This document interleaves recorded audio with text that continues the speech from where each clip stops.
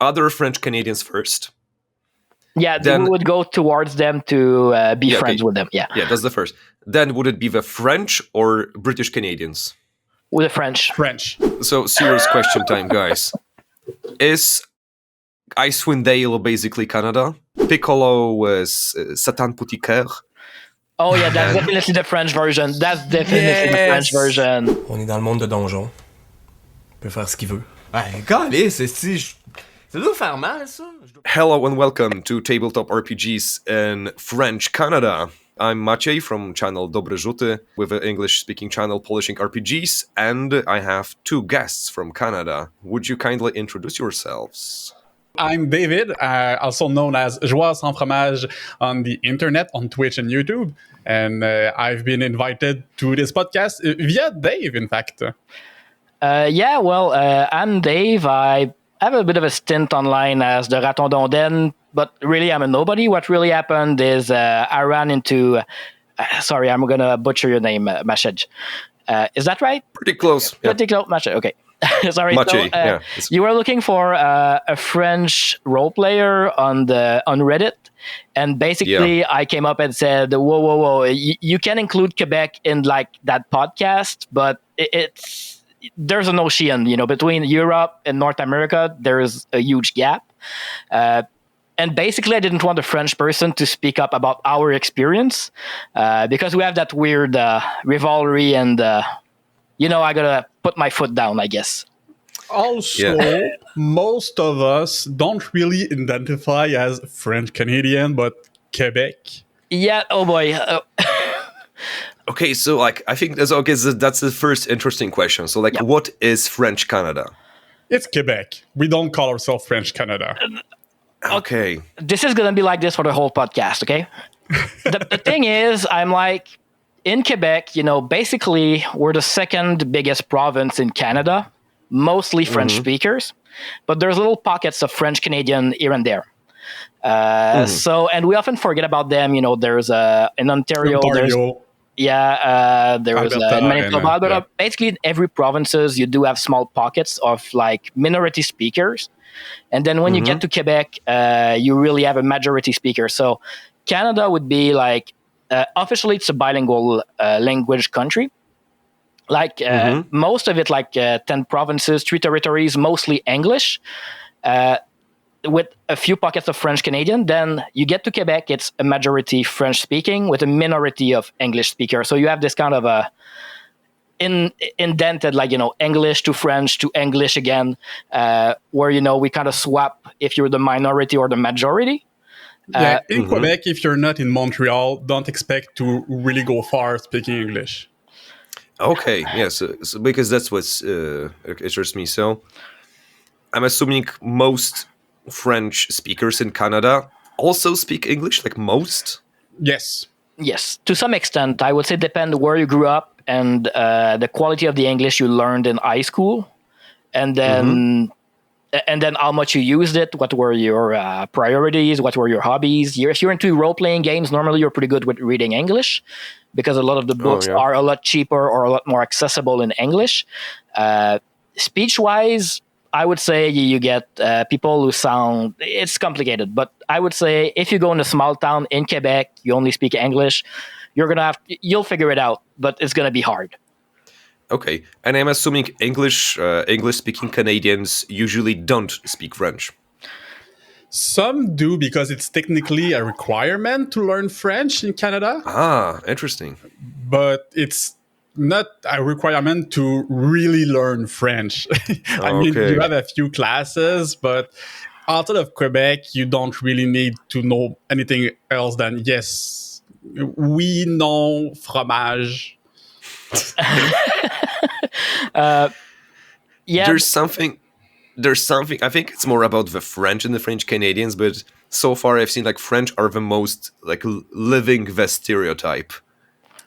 It is baguettes and cheese and protests and whatever. Yes, that's mostly French from France, but Yeah, Yeah, but by the way, I didn't introduce that part of myself. I work in tourism, so I've been, having those conversations about the place of Quebec in Canada and the place of French in Canada throughout the world with people, mostly from the US, the rest of Canada, France, obviously.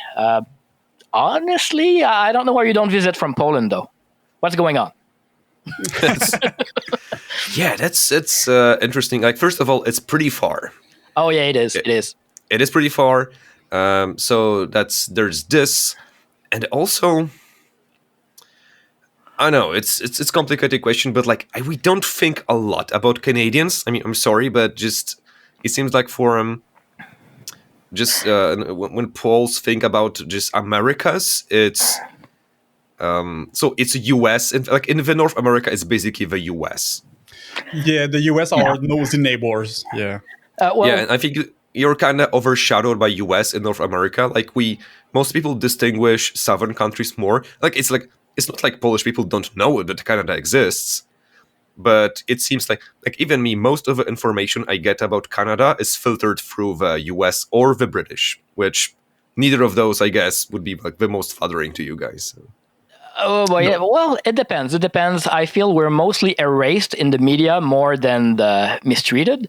But yeah, definitely. And by the way, it wasn't like a genuine question. I get it. I never went to Poland. I'm not going to make any excuses for that. I just didn't do it. There's like around 200 countries in the world, so it's obviously it's hard to visit them all unless it's like your life goal. Yeah, exactly. And I'm not a traveler per se. I meet people from around the world, and that's enough for me. But no, it's not a genuine question. You don't have to make any excuses. We're having fun. Sure. Well, I am. Yeah, but we are doing a little bit of traveling thanks to the internet and actually learning about tabletop RPGs because that's our focus.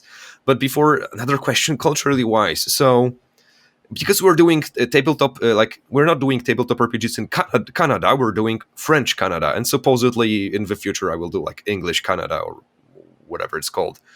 So yeah, how distinct are the Canadas? Because during a short conversation before, you suggested that it is different enough that it's basically two different cultures. Usually in Quebec, we have Quebec, and we call the others the rest of Canada.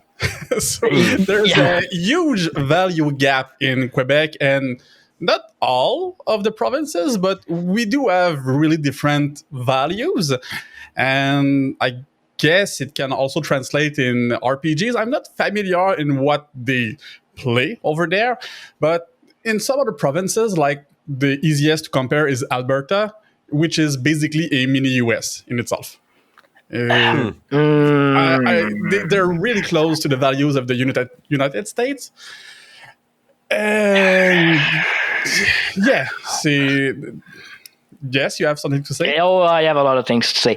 I would say they're definitely more conservative, more right-wing. Definitely like in politics, it's an issue because on some aspect we lean more left. Some aspect will lead more nationalist with the Quebec identity. There's a sovereignist movement here.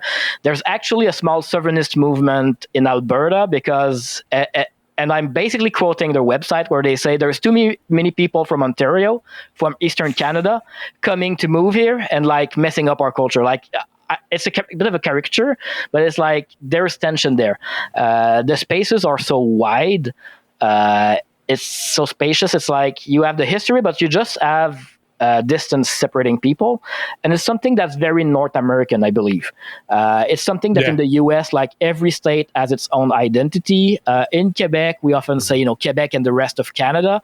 I try to fight a bit against that because then we have that kinship a lot with the French Canadian from New Brunswick.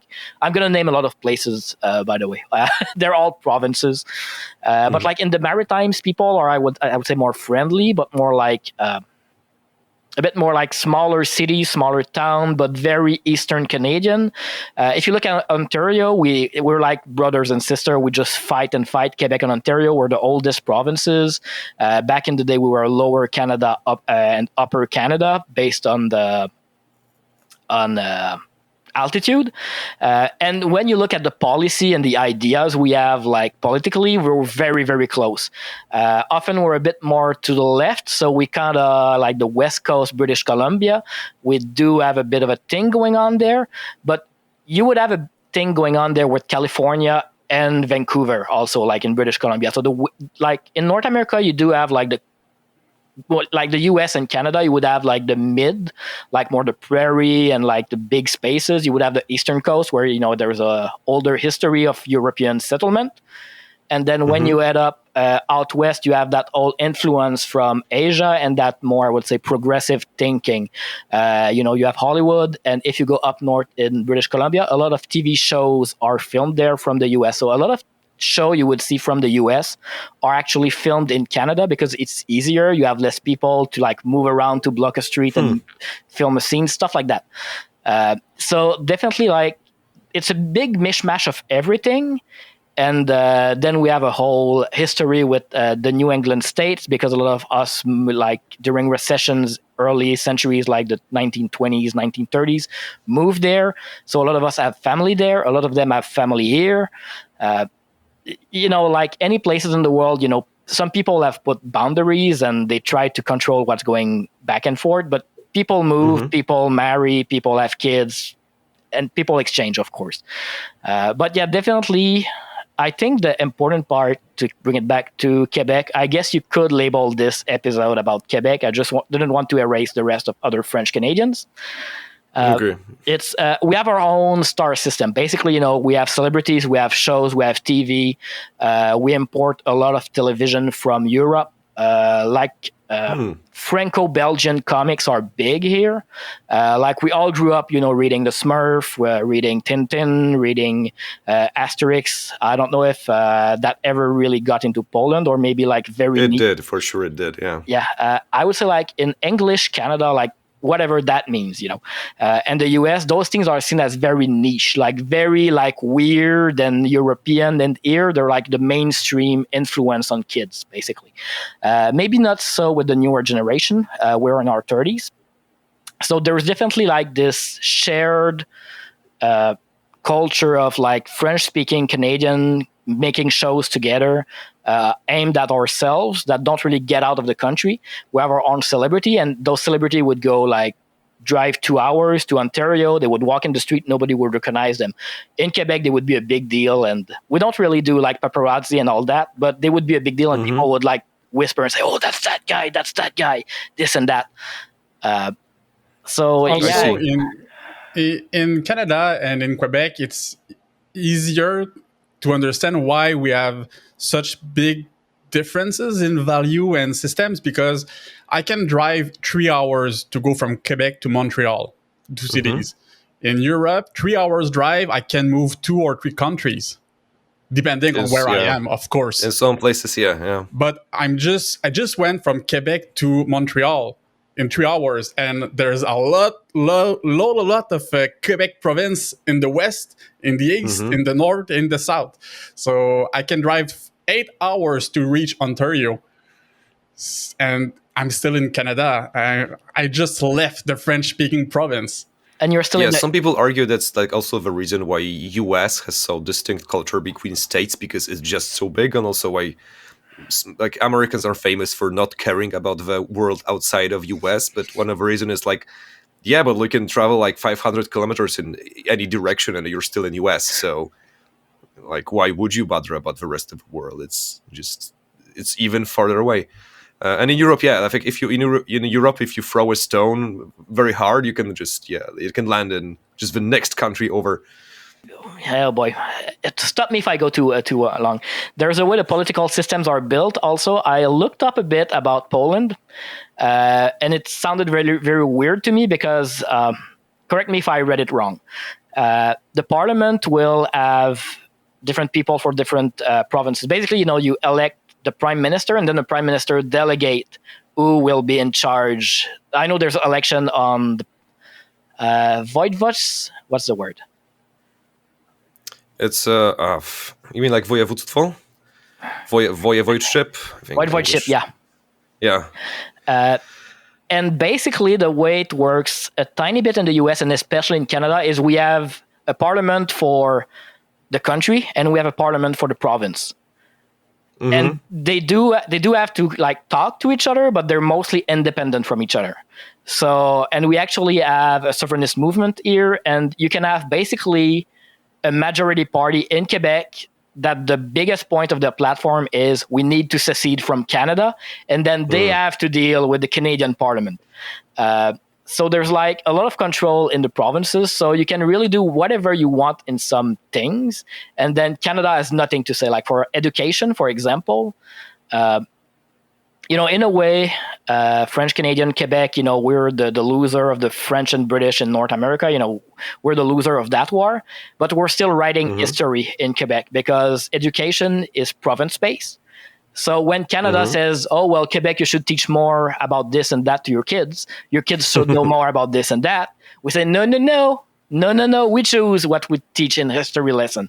And you have people with their opinions and they say, okay, that's very important. That's not important. In that story, the good guys are those guys. And in that story, the bad guys are those guys. And then, kids grow up on this and, it's part of like the culture and the shared memory. I'm going to use this as a segue. And literally, there is been a law, the Loi 101. It's a law that forces French to be considered first. It's been on for a while now, a few decades in Quebec, and everything needs to be translated to be sold in Quebec, and it must be in French first. But before that, there was no obligation, and most of our video games and tabletop RPGs were not translated when we were young. So I never played a French video games while I was a teenager. It was all in English. So I learned English to play video games. My first D&D tabletop games were in English too until they got here in French. So I see. Do you have separate translations? Is French Canadian a separate language, or do you just get same translations as the French?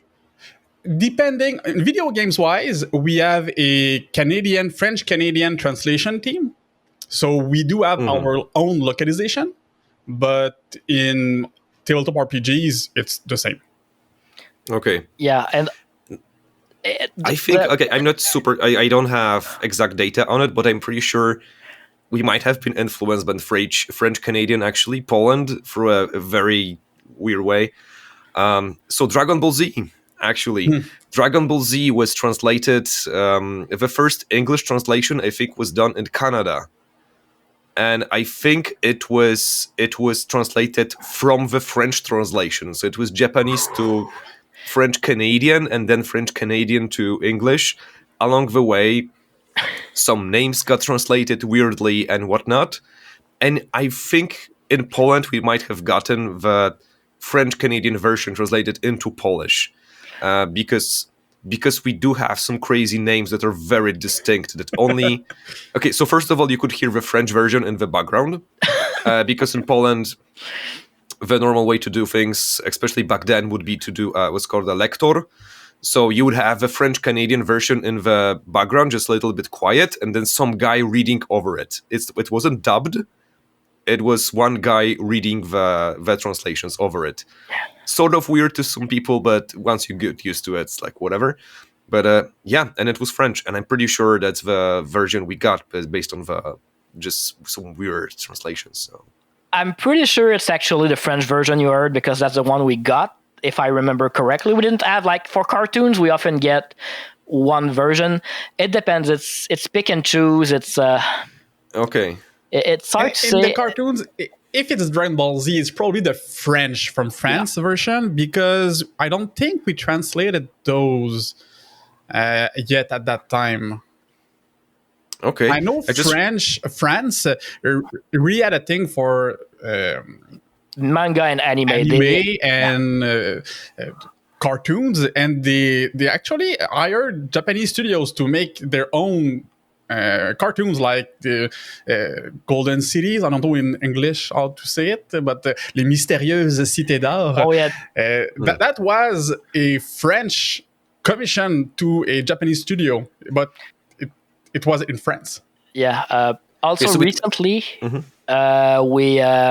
recently, like 10, 20 years ago, Totally Spies, the cartoon, which would be considered by some to be a Western anime because it's very anime influenced, and Martin Mystère, those have been collaboration between Quebec and France. I see. So there's a lot of sharing between us and France. Sometimes we translate things that they also translated. For example, The Simpsons, we have our own versions of The Simpsons, and we cannot appreciate theirs because we don't like it. I'm going to say it like this. I see. Yeah.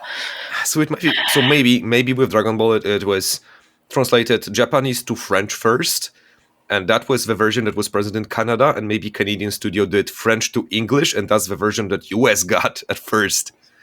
Double translated. Maybe because like things like Piccolo was Satan Poutiqueur.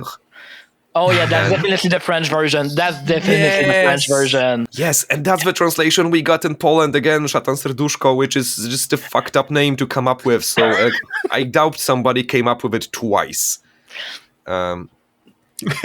Yeah. So okay, so that's okay. So we do share some history together in a way. Yeah, through the French, apparently. I don't know. It's everybody's connected in the end, for better or for worse. History of Canada. We have gone through like a little bit touch about history. I'm guessing like with a country in North America, like a European country, colonial country, the history is going to be pretty short. But could you give me like an overview of French history? French Canadian history.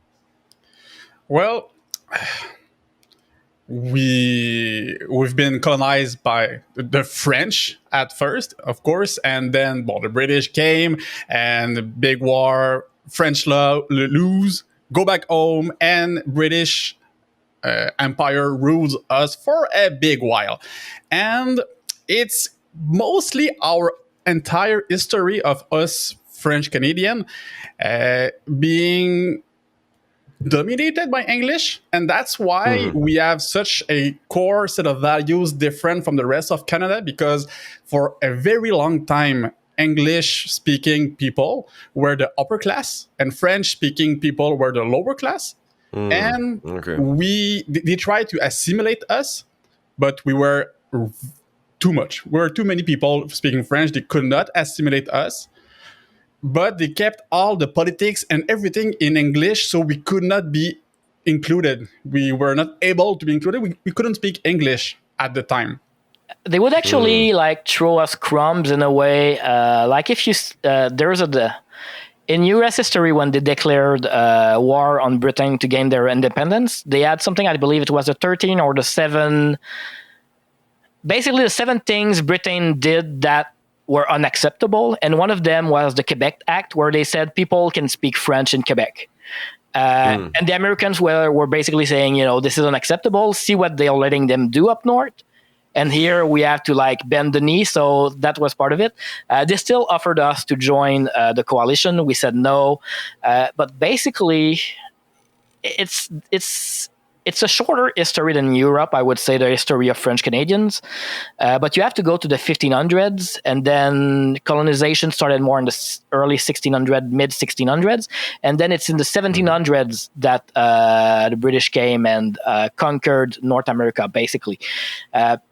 And, if you look at other French Canadian, like the Acadiens, they were fewer. They were in New Brunswick, out west, closer to the sea. Men in fighting age were sent to the south of the U.S. in their southern colonies over there, where, you have French history there in part because of that. And if you say Acadien with the Acadian accent, it sounds Acadien, which became Acadian. So there's that history there. When they got to New France, who would eventually become Lower Canada and Quebec, they were in a situation where there wasn't much military to like very fight back, but a lot of civilians who could have mounted a revolt and a revolution, and they said, we really have to like walk on eggshells here. So they will give us just enough, not enough. It's very open to opinion, but basically our reaction, I guess, we said, like your big jobs, your power, we don't want it. we're going to go back into like the countryside. You can keep your big cities, you can keep your big money, your big decisions. We're going to go in the countryside. We're going to be Catholics. You're going to be Protestant, Anglican, whatever. We're going to do our thing. You're going to do your things. And then things were like that for like maybe a century and a half. And then in the 60s, very similar to the rise of unionization throughout the world. Very recently. Very recently, 1960s. Basically, when the worker class, realized, like those rich people are making us work 16 hours a week, they're doing this and that, and we need to fight back. There was that divide where the French speakers were like the working force, and then the English speaker were like the managers, and like so there was like a cultural aspect to that. I would say it's just like the deal that kind of worked when it was countryside and farmers didn't work when it was factories and workers, because you kind of lost the advantages of separation and got only the shitty parts of the deal. And we call this moment the Révolution Tranquille. It's like the calm revolution, because we didn't revolt like the French do in the streets, but we just did like no more. And we did it no more. And it slowly transformed. We had our first French Canadian, our first Quebecer politicians. They needed to speak English, but we had our own politicians. We could teach in French. And most of it can be accredited to a hockey player. A lot of people like to... Maurice Richard. This hockey player was a Quebecer, and he was a legend. And people was like, hey, if this guy can be respected and he's a French-speaking guy like me, I can have respect too. I can do stuff. And that's what's accredited for the calm revolution. Yeah, and there was also like a religious revolution at the same time, because we had trouble with the Catholic Church doing some stuff, just being, more like... As they do. But it's complicated, There's some good and there's some bad, but basically people were like, they didn't feel so great about the Catholic Church. The power kind of got to their head in Quebec, I guess. And people were like, like the vicars, the archbishop, they want a lot from us, but what are they giving us in return? Like a part of our collective history, like we're going to get serious a little bit. Like I believe we have a term, basically out of wedlock, out of wedlock pregnancies were handled in a very weird way, where people were like, we know what's happening. We pretend it's not happening because, there's pressure. And there's other stuff also. There's the orphanage Plessis, where they basically put orphaned in asylum, but we're talking like 1950s asylum with people with very little care and very weird. Like basically, you would have people suffering a lot from mental issues, getting electroshock, and you put regular kids in that environment directed by the church, and then you're like, they got abused like endlessly. So that those things were happening, and a lot of it was tied to the church and to the government. And so we really, like, the Catholic identity in Quebec is very strong, but a general feeling is no vicar, not even the Pope, is going to tell me how to be a good Catholic. Interesting, okay. Which is a very Protestant way to be a Catholic. Yeah, that's interesting, yeah. So, and the Catholic part of it is also tied to the British neighbor, I guess, from British origin, where they would be Protestant. So, it's like, we speak French, we're Catholics, you speak English, you're Protestant, you're Anglican. And that became part of our identity. But we don't practice it much anymore. Like, people barely go to church for Christmas and Easter, if not at all. But most kids, at least our generation, me and David, in the 80s and 90s, got baptized at church. Weddings often happen at church. But outside of weddings and baptism, we have that weird relationship with church. It's like, we did a lot for you like 5 generations ago. You don't get to ask anything, basically. Like, we are really Catholic, but nobody practices it anymore. Like, churches are empty on Sundays, and except for the elderly. And yeah. Okay, yeah, I see. Like, I think, especially if like as a Pole, I can understand it because we also have. I think like we have like the same things are happening, except maybe in different proportions. But for sure, there's this the idea of someone identifying as Catholic while not being religious, really, or either not being religious at all, like going to church twice a year, Christmas, Easter, that's it, or yeah, sometimes going to church, weddings still in the church. Yeah, what, as you said, like that's often, even when people start practicing daily, they still want a church wedding, they still want to baptize the children, usually. In Poland, I guess, is often attributed to the pressure from the elderly. So, like, because grandma wanted, yeah, okay, let's baptize the child because grandma wants it, and like, and it's more like rites to follow and traditions rather than faith. Mm-hmm. Like people marry in the church because that's what you do, not because they believe that God will watch over them. Mm-hmm. It might also be similar with Poland, because in Poland also Catholicism was the vessel of national identity for a while. Most recently, I think, under the communist occupation, the church was one of the places where also like Polish identity and patriotism was, and even like to some degree liberalism was a bastion of those values. So, like for that reason, especially older generations, like to be Polish is to be Catholic, and that's it. And even though if you hate the church, you are Catholic for that reason. So sounds somewhat similar. Yeah. I guess you would have to live here for a few years, or us live in Poland for a few years to make sure. But yeah, there's definitely something similar there. Very, very similar. Okay.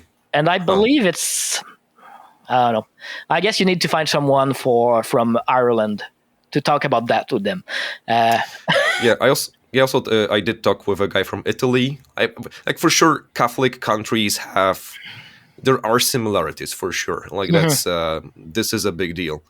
So yeah, we'll probably do Ireland at some point. Like that's yeah, but okay. So interesting. Like the French Canada is pretty much Catholic, as opposed to the rest of Canada, which is Protestant overall, I guess. With Protestants, you also get like 1,000 denominations, so I guess it's complicated, but Protestants in general. Okay. So, tabletop RPGs. So, how do tabletop RPGs get introduced into that context? So, this is like the silent revolution, the calm revolution is 60s. 60s, RPGs. Yeah. When do RPGs come into the mix? So you have this Canada with like the French identity emerging and starting to like establish itself and guard against the English influence. I think the first French RPGs were maybe D&D 3rd edition in Quebec. No, Dave? No. Actually, that's... it's hard because the problem, I feel, is we don't have a centralized leadership around RPGs. It's very much like localized, and it's more like branches that touch. And you talk with people and you realize you have friends in common, but there's no like... I was looking at the Discord you have, and like 600 people, 700 people, like very active, people talking. Like we don't have that here, but there's definitely like a culture of RPGs. And you do find people who are 50 years old who grew up with RPGs. So they were there basically from the start, the red box. Some of them were available in French. They got imported here. We were talking about the rule, the Loi 101, the 101 law, which is very complicated, and there's a lot of exceptions. So a lot of people were using the English books, but the French books would get here too, translated in France. Mm-hmm.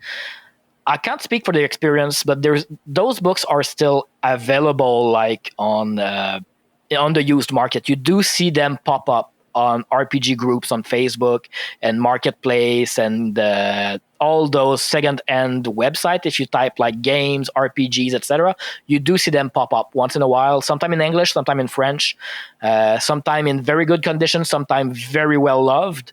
So there's that. It's been here all along. And in a way, as much as we try not to be, we're very much North American, I would say. and there's an influence of everywhere. So I would say it's hard. I would say RPGs probably got here similarly, like with Dungeons and Dragons, like the basic set and Advanced First Edition. Be a few like bootleg copy of the Chainmail expansion that was used, like the very first printing. I've seen that, but like I don't know how it got into someone's end. Like I don't know if it was from the 70s. I don't know if it was like a copy someone made in the 80s and it got passed around and ended up in front of me in the early 2000s. But that was not translated though. It was in English, yeah. Chainmail, I believe, was in English, yeah. Okay, so it is English copies just coming in from the US basically, but it wasn't like it wasn't some big Canadian publisher that did this. Yeah, we're gonna do Dungeons and Dragons. Here it is. Blah. No, when you look at publishing of games, often the North American market is taken as a whole. Like in video games, it's like you look at what's been published in the US and it's been published in Canada, sometimes in different proportion. There's a few old video games that were ported from Europe, like from Franco-Belgian comics, who are available in North America in the NTSC format because of us. And there was like very few copies of them. Like in Europe, if you go in France, that game is very common. If you go here, some websites say it's never been published. But basically, it's a North American market. When it comes to game, North American market, there's unless we translate the game or the RPG, whatever, we don't have anything in Quebec or in Canada that reproduces D&D. We just import it from the US. Yeah. Okay. Yeah. Or from France, which is an issue. I remember back in high school with D&D 3rd edition, you could buy the French version for like $90, or you could buy the English version for $60. So when you're a teen and you're working at like $8 an hour, you're like, am I gonna work a day for that book, or I'm gonna work 2 days for that book? Just so. Okay, so if given the opportunity to choose either translation, and let's say if price wasn't the issue, what would overall like people in French Canada go for? French version or the English version? It depends really on the age group. I think most people in our age group would go for the English because we're mostly bilingual RPG players. Not everyone speaks good English, but somebody in the group will translate for them what the ability does or whatever. It's like in video games, Pokemon in Quebec, we had a French version translated in Canada, but with all the names of the English version. And in France, the Pokemon have their own name in French. And interesting. Here in Quebec, it's a huge contest. Like the French names are bad. They suck. That's what they say. I disagree with that. I prefer the English one because I grew up with that, but I disagree that they're better. But we kind of have this thing for English, like it's cooler than in French. Like Fireball, it's cool. Boule de Feu, it's not as cool. Yeah. I see, yeah. So many people in Quebec prefer to play their games in English, and people that don't play in English is because they don't understand English. Like they're not good enough in English to play in English, and that's why they play in French. But people that are bilingual will mostly favor the English version. Weirdly enough, I had the opposite problem with 4th edition, where I had to buy my D&D books twice. Because the group I was playing with was like, no, we don't use the English names of all the different powers. We're going to play in French all the way. Okay. So it's... But your friends are kind of different. But you do not disagree with that, right? Yeah, I wouldn't disagree with that. And as a streamer, doing D&D online with a good following, you have... and that's why I... invited you and told you about this. You have a better understanding of the whole picture, while I have a more like a better understanding of like the people I've played with. And I would say my interactions are mostly online, so more of an international English-speaking experience. So yeah, that's. And also, you are the guy who bought D&D 4th edition twice. Well, I mean, it's very good. No, it's amazing. I think the fourth edition did some things good. I like it. It's in many ways it's my favorite the edition of D&D because I feel like D&D was most honest in the fourth edition. And the fifth, it went back to you can do anything in a D&D. You can do role playing, exploration, like whatever you want. And D&D fourth edition was like, no, it's a fucking board game with fighting. What do you want? but yeah, I think what I love about the fifth edition is that they took the best of the second, the third, and the fourth. My experience with the fifth edition is that I love the bounded accuracy of the second edition. The long rest, short rest is the encounter daily powers of the fourth edition. And while they do not use that in the fifth edition, I love to use minions in fights. I don't have minions with 1 HP like the fourth edition does, but I like to throw like ridiculously bad monster around so that people need to deal with them because they're weak, but there's 12 of them, so you need to take care.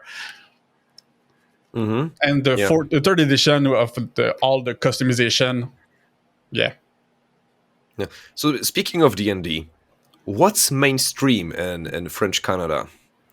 D&D.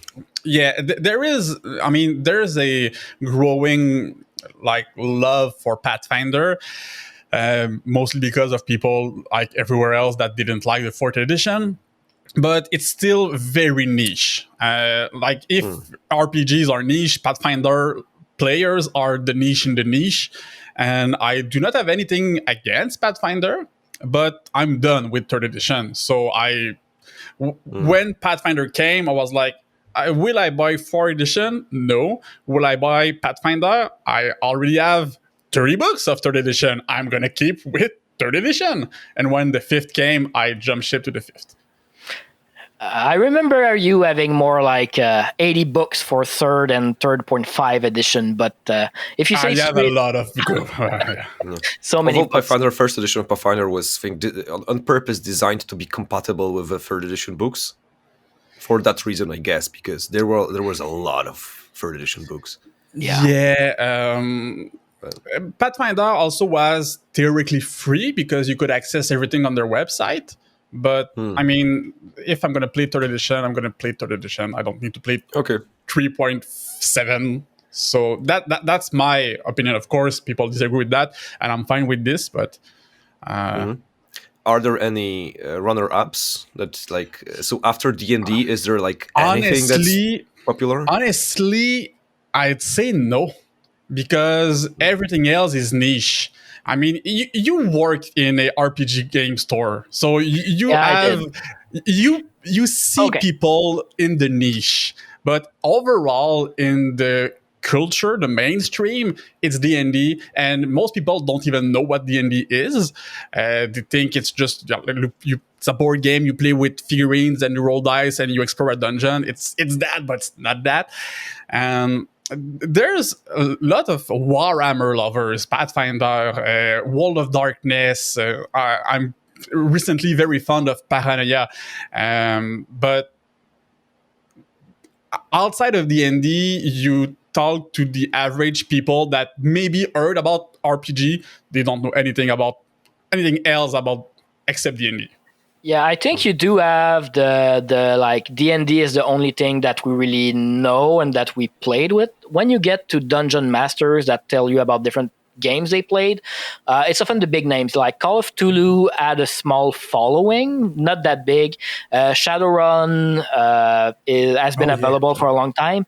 The World of Darkness was somewhat big around Quebec City.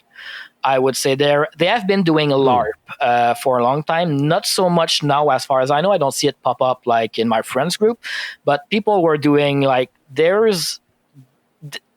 I feel like the hobby is a bit divided, where there's definitely like the big names that you would hear like in the English speaking world, like in the US, in Canada, like World of Darkness, etc. You know, those books sold. They were played, but I feel like people are always going back to D&D a lot. For a lot of people, they go back to Pathfinder, and like when people look for groups online, they often say Pathfinder or D&D, or they ask for D&D, and then someone says, "Is Pathfinder okay?" So there's a bit like, I would say, like D&D, a bit of Pathfinder, and then I would say like the big traditional games, very trad. Powered by the Apocalypse, for example, didn't get that well known around here. I think you have people who have gotten into the hobby later on, might be interested into it. Blades in the Dark, I would say, would be at the forefront of the indie powered by the Apocalypse kind of design space. And I worked in a shop. Actually, helped started one, and people were always interested about learning about new systems. But one thing that would often come up is, "Oh yeah, but I've tried a lot of games. I've tried D&D. I've tried Vampire. I've tried Warhammer Fantasy Roleplay. I've tried Shadowrun." And I'm a bit of a snob, so I wouldn't like say it to their name, but I would say like the hobby is much wider than this. Look at this, look at that. But like those games are very traditional. Like the relationship between the GM, it's basically the same game in a way. Yeah, like the crunch is different, but like the social contract around the table is the same. Yeah. Is there gonna be a game master? Yes. Is he gonna prepare an adventure for you to run that's gonna be pretty linear overall? Yes. Is there gonna be combat during the game? Yes. Is there gonna be like a boss fight? Probably, if you get there. End, probably. Yes. Yeah. Sure. You have used the term trad. Is it related to 6 cultures of play? It might be. It's actually something that got in my brain from hanging out on Reddit and design forums and stuff like that. Okay. I'm not sure like how widespread the term is, because we have in our community the model of 6 cultures of play is pretty popular. It's from the Retired Adventurer blog. It categorizes game into classics, so like the original D&D focused on like more as like player-based experience, where like players against the dungeon, more or less, and like there's the traditional culture, which is more about the RPG, the game masters telling a story through using an RPG, which is Advanced Dungeons and Dragons. Then all the games you've mentioned. There's it's called like Nordic LARP culture, which is like immersion and experienced focus. So basically, if you don't roll a single die during the game, that's the best game ever. And you would dress up and just be immersed as much as possible. It names story game culture, which is PBTA. Blades in the Dark, arguably, games focused on like when the system plays a bigger role as opposed to game master. And it's more collaborative storytelling, usually with a lot of people providing input. And then there's the Neo-Trad, which is traditional, except with more stuff stolen from the story games. And the OSR, of course, which also brings me to my question, which you can, if you have anything to add it. But then the question of OSR, like what's happening with that in Canada? Okay, so yeah, like those terms definitely like originate from what you're talking about. Like I was very active for a while on Reddit in design spaces under another username, and those terms are being used a lot, but not all of them. People like story game, trad, and like the other terms are kind of fell off the discussion and might not be used the same way. As far as OSR in Quebec, I would say people are somewhat open to it. You said something about if you don't roll any dice during a session, it's a great session. It's a common story in Quebec. People are like, "Oh yeah, I'm more like I play D&D, but I'm more about role playing." And like last week we had a game, no dice rolled. We just did RP.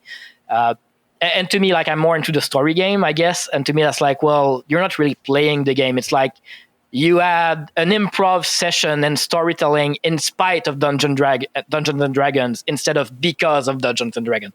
Like that's my opinion, but that story is very much there. And the shop I helped start has been pushing a lot of the DCC product line. the Dungeon Crawl Classics. And they've been successful with it. People are really resonating with it to an extent. They're like, I feel people are like looking at the 5th edition. They kind of see what they didn't like about the 4th. It's very crunchy. There's a board game in there you could play without any storytelling, and it would still be fun. And but it ends up being like, okay, so we met up. We had one fight for 2 hours. We met one NPC, and then whatever. So when you throw them games that are more like OSR style, if DCC is or isn't, there's debate on that. But I feel like DCC will resonate with okay, we go back to Dungeons and Dragons, but all the crunch that's taking an hour to resolve combat, we take it away. There's fights, and you want to get to the fights because all your cool powers are in the fight. And your character sheet is 95% fighting stuff. You're like, no. I want to go back to I want to roll those 6 stats. I want to do strength check, dexterity check, talk with people, explore weird location, find mysteries.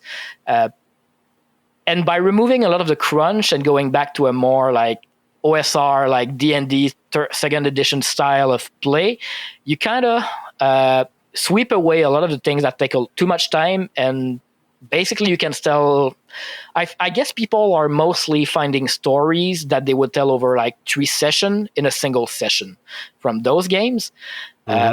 Language might have been part of it. I feel like a lot of people probably used to play 3rd edition approximately because the books were cheaper, and a lot of people used to play the rule of cool is very big. Here's the book, here's all the rules.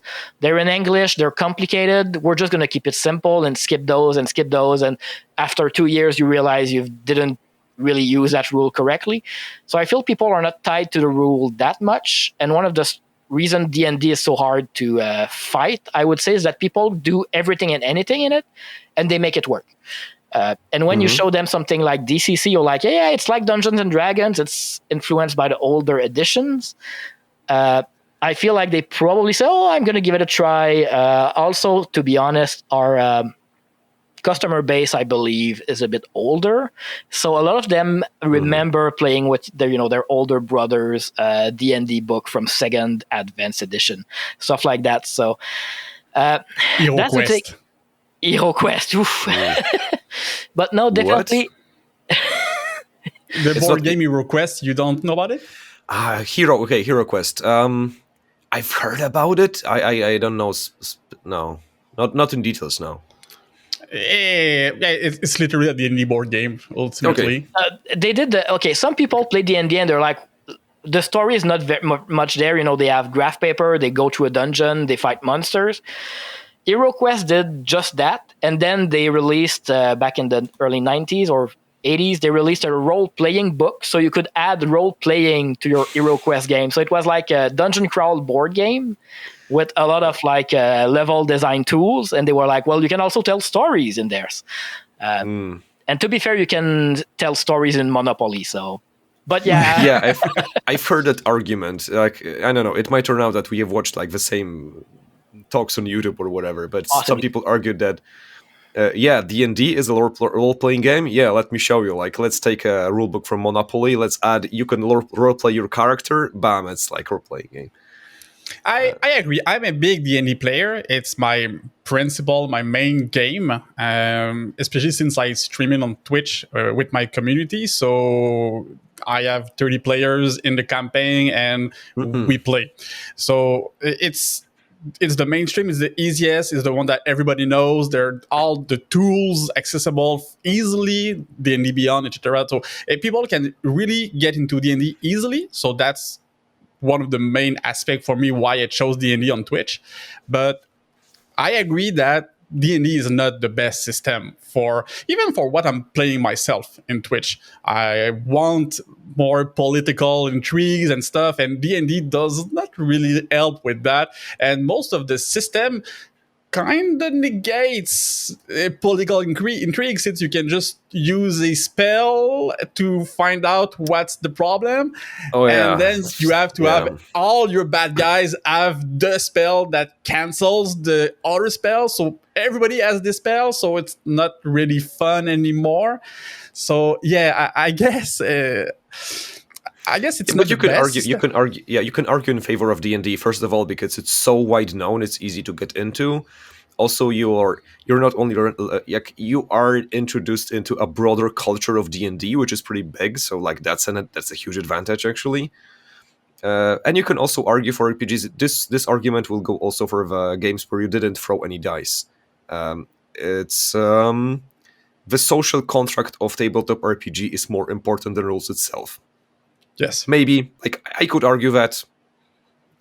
So like I get why I'm not gonna hate on people who use D&D to play things that D&D doesn't seem to be designed for. Like I get it. It's a simple baseline for everybody, and I run 2 campaigns on Twitch, one with my community as players and one with another channel. And with the other channel, we try to dabble in other systems so I can have fun in other stuff. But when you want to have a lot of people play together, having a system that's a little bit more rigid, like I started playing Fate Accelerated with Raton Roden, with Dave here, and it's a lot more freeform, a lot of negotiation with the game master and the player, like, can I use this trait there because I'm going to do it like that and with this, and okay. But when we have 30, 40 players, like, it can have a lot of inequality between the players and the scenes, and it can be harder to streamline it. So I think it all depends on what you want on your table at the moment for the best system. Yeah. I see. Yeah, I don't have anything to add, I guess. Okay, so let's go. There's still a lot more questions. Yeah. So, LARPing, live action role playing games, big in French Canada or not?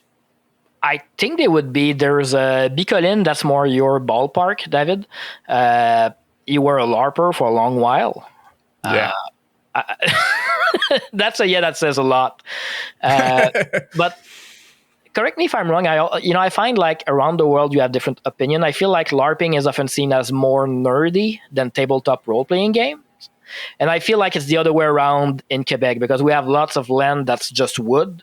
It's like spending time outside, it's like playing outside. So I feel like there was a lot of people who were like less nerdy who got into.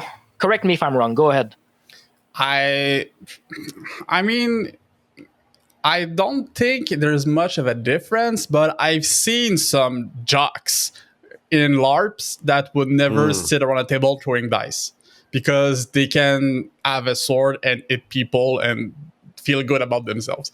So I guess it's a little bit less nerdy because people can physically exert themselves and be stronger than other people. Of course, I'm talking about jokes right now, but it's a minority of people that are really jerks in LARPs. I've played a lot since I was 11 years old until I was about 29. So yeah, a good while. I think it's pretty big in Quebec. Bicoline is definitely the biggest. There was even a movie, I think, based on Bicoline. I don't remember the name. Oh boy.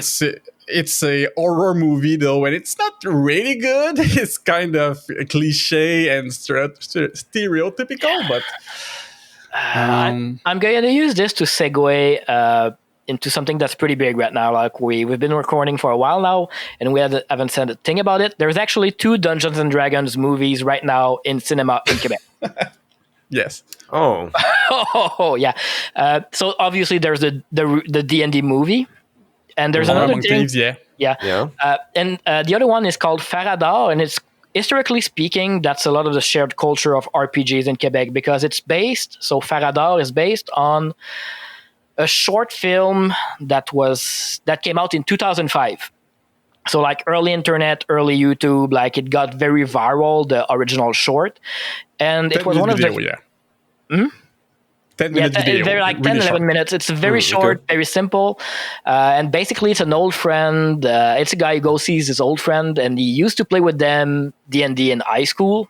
And he says, oh, yeah, I'm going to go see my old friend. And he grabs a pack of beer, and he goes there and says, oh, I'm going to play D&D with you guys. You know, what's going on? And they've been playing the same game for like 20 years. They're level 40 and like 43, something like that. They're like super high level, same game, same character. 56. 56, yeah. And there's a few things like this, like that we might say that if I say, you know, we're playing it serious with a very serious tone and angry tone on my face, most people in Quebec will see that as the joke that it is. One of the character in there, you know, was very, very serious. And the other guy's, oh, let's drink a beer, let's have fun as friends, you know, let's catch up. And he's like, we're playing, it's serious. In French, of course. And it became a huge part, and people will reference that sketch a lot. And every tabletop RPG in our age group, and even younger generation, will know about Farador. Is it like it's in movie theaters or just over internet? No, it was on the internet. Yeah, continue, Dave. Yeah. So 2005, there's a short. It's a 10-minute skit, very simple, very low budget. They put it in a few movie festivals. Then starting around 2010, people are talking about making a movie, like a Farador movie. Like people have been talking about it a long time. It's like, we need a Farador movie. Farador is so cool. It's been viral. By the way, Farador, Farador. La bataille de Farador, yes. Yeah. And, you know, it was one of the first representation. It's made in Quebec. And now, 2023, the movie was finally made. So they took that little skit and decided, you know, who are those characters? Who are they? And they made an hour and a half movie of it. And I would... It's a movie that I like. I officially like it. I don't like how we are portrayed in the movie. Like, you know, when it starts, you know, it's the kids back in high school, they're 14, 15, and they're having a very cringy D&D moment. And then you're like, oof, yeah, I've been there. I've been into some similar situation. I get it. I've heard that story. Yeah. I see. And then, you know, it's like 18 years later, and then you meet those characters where they are in their life. And they are very much losers. Like, it's very much a coming-of-age movie about people in their early 30s.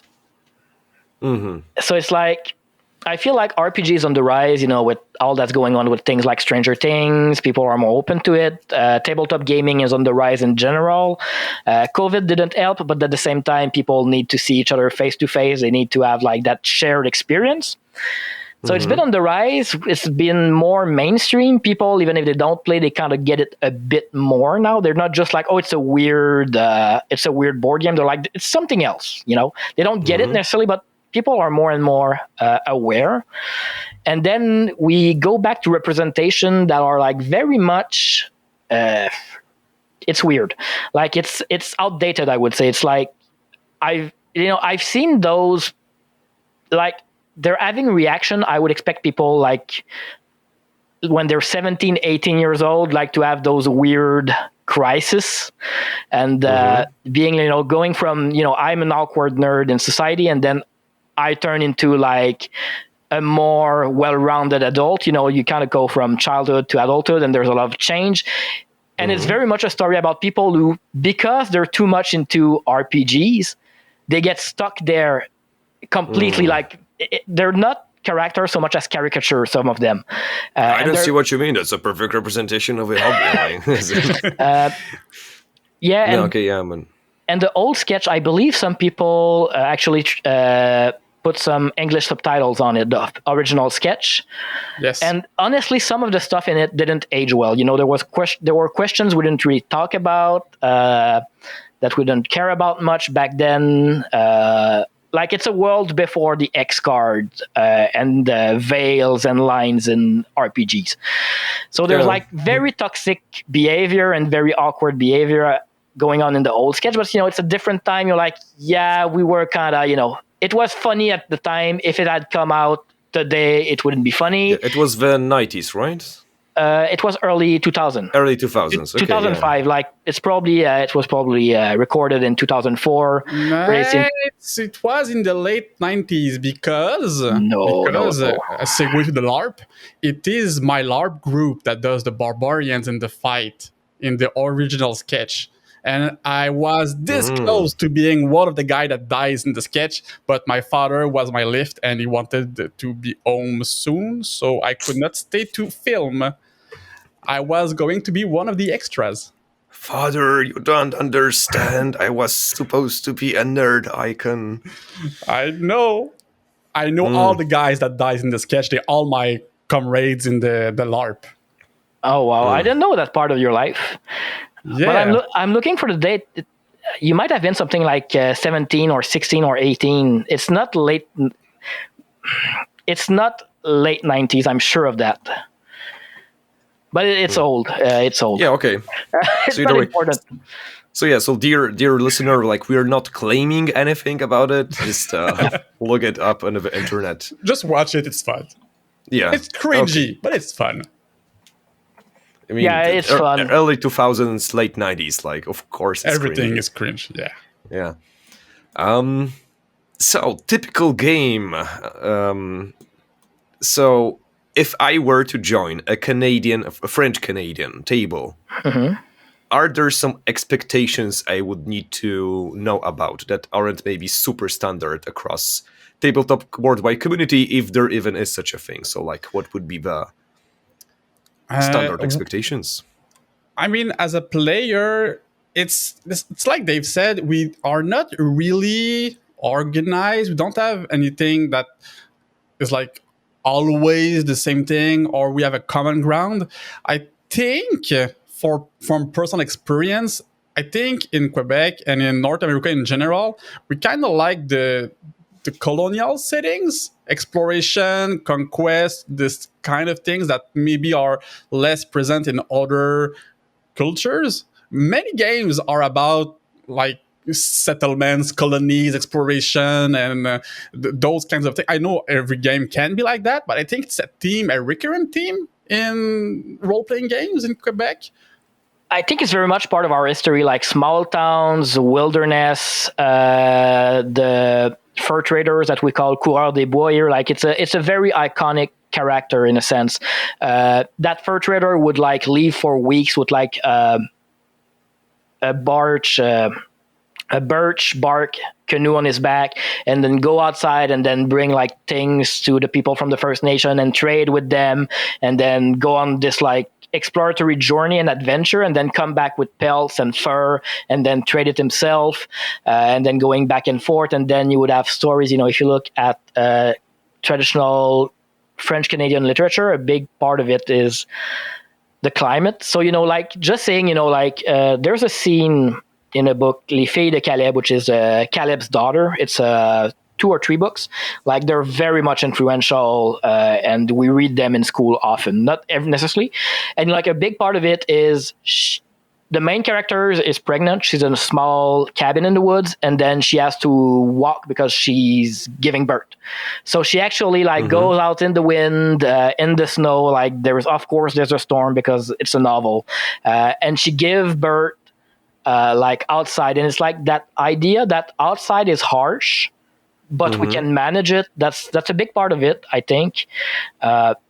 Adventure have been pretty big, like I feel like for our generation on TV. I'm like, there's a few shows I'm like, if you talk about Asterix, like those goals, they have that small town, big part of our childhood. So there's like this shared idea of what it means to be a small town and go outside into the bigger world where it's dangerous, and then be heroes and be adventurer. Like, it's something that we grow up with, I would say. Does that make sense, David? Yeah, I think it's a recurrent theme. It's not the only one, of course, but most of the time, especially in more beginner groups, it's like the easy theme, the catch-em-all theme. It's easy to hook like everyone. And I wanted to say something about one thing that Dave said, but I lost it. So maybe let me ask a quick question. So, because I think I've heard that what takes place in Canada is like actually frontier still exists, or it did recently at least. So like it's like it's not something you would do in Europe just ever. There's the idea that someone say like, I was on the frontier for a couple of years. It's something that people in Canada would still do nowadays, right? More or less. More or less, there's still, if you look at the population distribution in Canada, you'll see we're basically like 90% around the American border, like very much in the south. And then you have like big empty spaces, and then you meet the Inuits and their lifestyle is totally different. It's like, same country, but different nation completely. So there's but there's a big emptiness to it. And like, you don't have to go back that far to have that frontier experience. Today, with technology, it's not the same. You can just like build roads and have trucks and have planes and everything. But, my great grandfather, my grandmother, the men would go back in like the 1960s. They would leave like for a few months to go in a lumberjack camp and just like basically gather the wood and make that land ready for potentially something else, potentially to plant more trees. But that let's go away like on a colonization or a settlement mission. It's something that's very, very much in the zeitgeist, in the shared memory. Mm-hmm. Yeah, interesting. Not many modern countries have that really, because just most of the land is already farmed and colonized. I guess in Europe, and we've been colonized like twice, so sometimes we're the bad guys, sometimes we're the good guys. It's complicated. But just colonized in terms of like there's no settlements. Like, okay, settled maybe is a better word for that process. Yeah, but I just want to, people were in North America way before like the French got here, it's been complicated. Lots of. To be fair, most of it is British's fault. Yeah, actually, I don't remember his name. There's a very like anti-French Canadian politician from back like a few generations ago, who said like, whatever we say about the French in Canada, we can at least say they treated the First Nation as people. So it was like, the French Canadians, I don't like them, but at least they were somewhat civilized and, they were willing to talk to the First Nation. There's a whole thing to unpack there, I would say, like, and it's not my place to do it. When I was doing a little bit of like research, like, what is Canada and how many Canadas are there actually? So I remember it was like mostly English-speaking Canada, then there's French-speaking Canada, and there's like 500 nations of Inuit people with a bunch of different languages and different cultures, and in many ways living the same way they were living 2,000 years ago, except maybe now they also have trucks. Yeah, they have trucks and skidoos. And maybe up like the Inuits. No, I'm not saying all of them, for sure, but like some of them. Some of them, I would guess, more up in the north would be like their lifestyle didn't change that much. I mean, it depends. I'm originally from Quebec. It's in the north of Quebec, in the Hudson Bay, and we had a lot of Inuits and Cree. And the culture is still there. They still have their own practices and own rights, but with the technology. So they have trucks, they have skidoos, they have the drills, all the tools they need. They don't live in igloos. They can build one and have fun with them, but they have their own. They have houses, so they don't live like they used to, but they still have their culture. Well, those that did not become assimilated, but the one that continues to live still have their culture, but with all the modern faculties that we have now. And then when you move like toward like I would say like St. Lawrence, like the St. Lawrence River, like I would say like where most of the people live in Canada, then there's that huge intermingling, where you don't know where things end and where things begin. You have reservation where only people from the First Nation, people who have married into the First Nations can move to. But then at the same time, like some people are going to say, it's not exactly this, but there's basically in Quebec, just Quebec, there's 3 big families, language families. So you would have the Algonquian First Nations, you would have not the Algonquin. Basically, the Algonquin is the most well-known group of the Algonquin. I believe the Cree, Wendat, it's a reservation right next to Quebec City.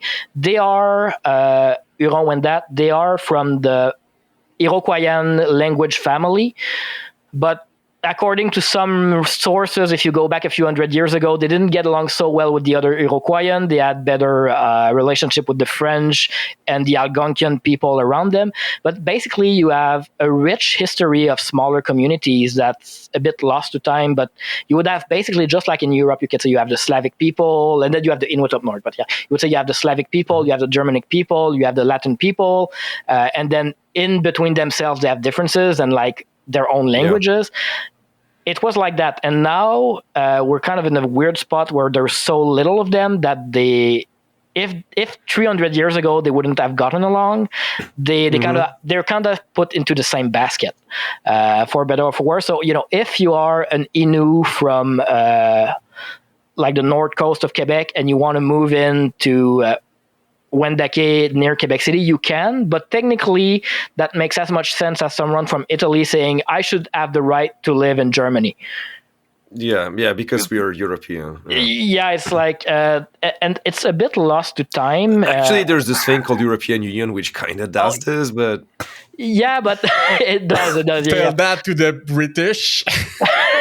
Brexit. Yeah, maybe like nowadays, like with Slavs, I could go to Belarus and live in Belarus because I'm a Slav. And I was like, it's not that simple. It's even though languages are kind of similar, and like, yes, we are both Slavs. It's complicated. Yeah, and they like a lot of those languages have been lost to time, and they're really working hard to like revive them and like trace back how they used to speak. A lot of them are now Catholics. I met an Innu. That actually got out of his community because he felt like it was too Christian, too Catholic, and he's gay. So he was like, I don't feel safe there. I don't feel accepted. I need to move out.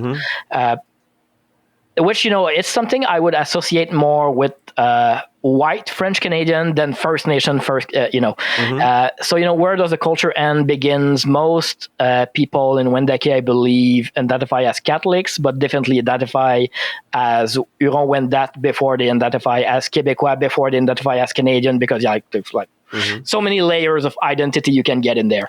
Is there more friendliness between French Canadians and the Inuit people than there is between Inuit and the British? Not anymore. Not anymore. No, it's now. Like we at the start, the French from France and the locals were much more friendly, and they worked together. And Quebec is actually a Iroquois. I don't remember what's but yeah, a lot of our but Quebec is actually in. It's a First Nation word that meant where the river gets wider. And Canada is actually, basically Canada, the story behind it is they ask, what is this land? And they pointed at a village and they said, that's Canada. They were like, clearly those people who don't understand completely, they want to know what this is. And we're like, well, that's Canada. And Canada means the village. So, the Inuit and or Indian and or First Nations people, do they play tabletop RPGs? Yes, some they of them do. I don't know if they play in their reservation, but I've had a few players that are in the First Nation, or at least officially. So I don't know what games they do play. I don't think their culture kind of likes the colonization themes, so I can't really talk about that. So basically, if anyone from these communities listens, like, I'm happy to also do tabletop RPGs in, I don't know, this part of Canada, wherever.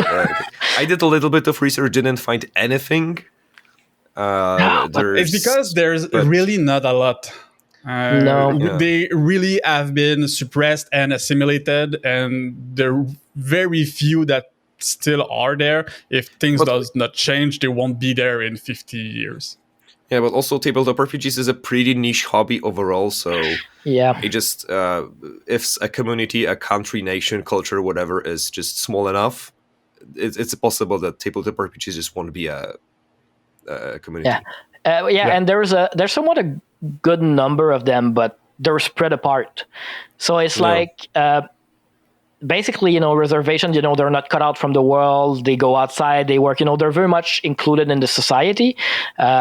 It's more like their, I would say, First Nation identity that's kind of causing friction, but we mingle, we meet each other, and it's very much a cultural thing because there's a whole concept of passing, and like in Quebec, there's so much a history of like marriage and people converting and like moving out of reservation that you have some people would call themselves white French Canadians who clearly have like First Nation traits, and then you have people who would look like any like Irish dude living on a reservation, but they're clearly like they identify and they have the culture. So it's like it's not a genetics thing. It's very much like a cultural identity. So it's getting mixed overall. Just ethnicities and cultures are getting So maybe in 100 years, like Canadian identity will be a mixture of all of it, and it will dissolve, maybe for better or for worse. We'll see. We'll see. Like 100 years is a lot of time. Yeah. Especially now with the technology, everything moves really faster than the olden days. But with internet too, actually. I mean, it is technology, but like the internet seems to be one of the major steps. Like for sure, it seemed to globalize things. When I do these interviews, usually the history seems, even like a tabletop RPGs, is sometimes pretty distinct up until the early 2000s when it starts to get globalized and be pretty similar over countries. Makes sense, Yeah, a quick question, where do you play and who's playing? So, like, where do you play? Is it the standard you're playing in your houses? I'm assuming because Canadian winter is pretty famous for being just cold. Or are you just so accustomed that minus 20 degrees, easy peasy, just Dungeons and Dragons outside? Or, I don't know, pubs, clubs? Not pubs or clubs. I don't think I ever saw anyone play in those situations. But maybe it's just me, but it's always windy, so playing outside is really a pain in the ass. So it's mostly inside in our houses. I played in libraries in the past when I was in school, especially.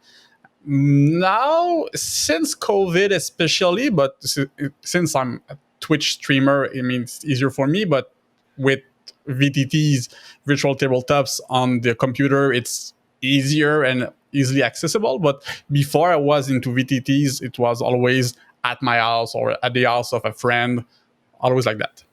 There's often like clubs, but they're mostly in schools. Like you would like in high school, you would have some high schools have like RPG clubs, and then they would play after school in rooms for them.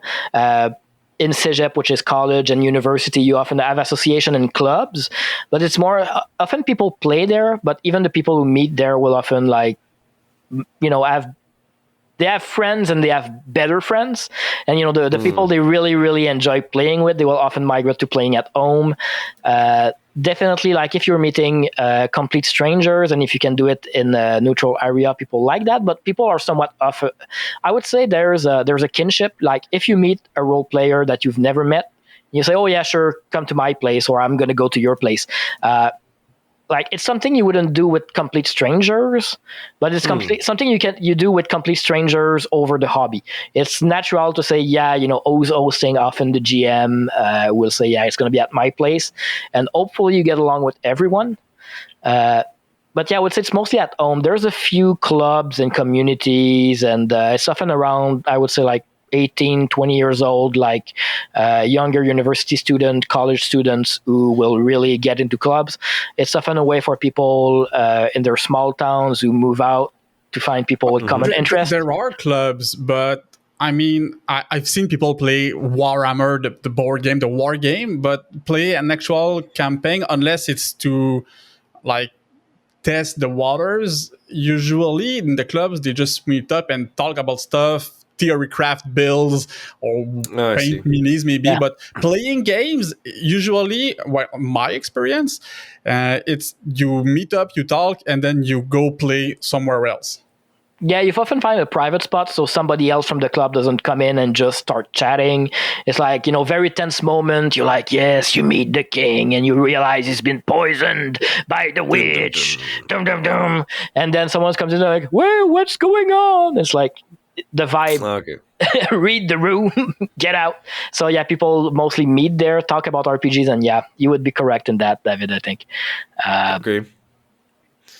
It's mostly a private thing, so maybe that's why it's only starting right now. The COVID helped the hobby because people were looking to do stuff when they were stuck at home, and playing on the internet D&D was something that suddenly was very interesting because the alternative were literally illegal. So I think it helped to grow, but it's still very it's a bubbling process. It's not really there yet. And since we still are French speaking mostly, podcasts like Critical Role or even lesser known are watched, but mainly by the people already in the hobby. So not a lot of people are like interested in D&D and listening or watching podcasts to have their D&D fix. They're more like, it's D&D. I'm not gonna understand. I'm not interested. Yeah, so it's still friends recruiting friends. Mostly, mostly. Or someone hearing about tabletop RPGs from a friend, didn't have a group to play, so they're looking for a convention or a club where they can join. Exactly. My experience from Twitch, a lot of people during COVID came onto my stream because I was playing D&D on stream, and they were like, hey, it's been a while. Is there any French D&D? And they go on Twitch and type D&D, and they found my channel. Oh, nice, French D&D. So most people that play D&D are people that already play D&D or are friends of people that play D&D. Not a lot of people are like, hey, that's interesting. I'm curious. Let's go and find out. Well, I think people are more open to it, probably because of Stranger Things. The openness is there. Yeah, the openness is there. The drive to discover it is not. Same. Also, okay, so I'm wondering, it seems similar to what's happened in Poland, maybe. So right now in Poland, I feel that's the way it happens. Like friends invite friends and so on. Like people find games however they find games, and they start gaming on their own. But back in the day, nobody was playing RPGs because they just didn't exist in Poland. So many groups were created that somebody bought a rulebook and just started running a game with their friends. So there was a lot of RPG group settlement, I could say. It seems to me this happens less nowadays. That it's more just joining existing groups and then maybe splitting after getting some experience. That's more common. But I'm assuming at some point in Canada also there was more settling RPG groups. I think yes. Also in the times where D&D started in Canada and Quebec, also the religion was still present. So all the stuff in the United States that it's satanic worship, it was kind of there, not as much because we're not nearly as much religious as the US. People are, but not as a whole like the US. But still, there was a lot of negativity around the hobby at the beginning of it, and I think it just evolved into pure negativity. It's bad. It's not good. It's for losers. It changed. It really changed in the last few years. Now I remember. Now, when I was at school, the bullies were like D&D losers, and now I saw those bullies in LARPs playing and running their own D&D games. So it's evolving, but the bad image is not there anymore. Mm-hmm. But the drive to discover, to play, to have fun with it is not there by itself. It's always somebody reaching out and going, hey, come into the hobby. And okay. I see. Okay. It's hard to say. I feel like there's probably a big difference between, like, if you go back, like, in our age group, I feel like RPG books were not available. So the idea of, like, finding one, buying it by accident, and learning to play was less common in smaller towns where people basically have to have a mentor, or like a bigger brother would lend you the books or something like that. I remember buying my first D&D dice set. And my first dice, was like, okay, like, we can't find them anywhere here, so we're going to have to drive half an hour, go to Quebec City, in the one gaming store that they have, and then we can buy them. Yeah. That's a big point. Yeah, you couldn't go like in one just shop for all the 100-kilometer radius. So yeah. There were actually like a fewer smaller shops that nobody knew about, like in Quebec City, that were there, and people from Quebec City knew about, and like university clubs would know about, and they would have mostly Warhammer and like miniature gaming. It's the niche in the niche again. And the niche in the niche. Yeah. But if you were in a small town, you would say, I need to go to Montreal, I need to go to Quebec City, and maybe you could find some in other larger cities. But even then, like, I'm like, if you were 3 hours from Quebec City or Montreal, you had to drive 3 hours to get the books and get the dice. So buying them on accident was less likely. So I guess, like, if you were living in Quebec City and you say, oh, what's this shop over there? They have like dragons on the walls, and they have some like little cartoon characters and books and comics, and you're like, go in.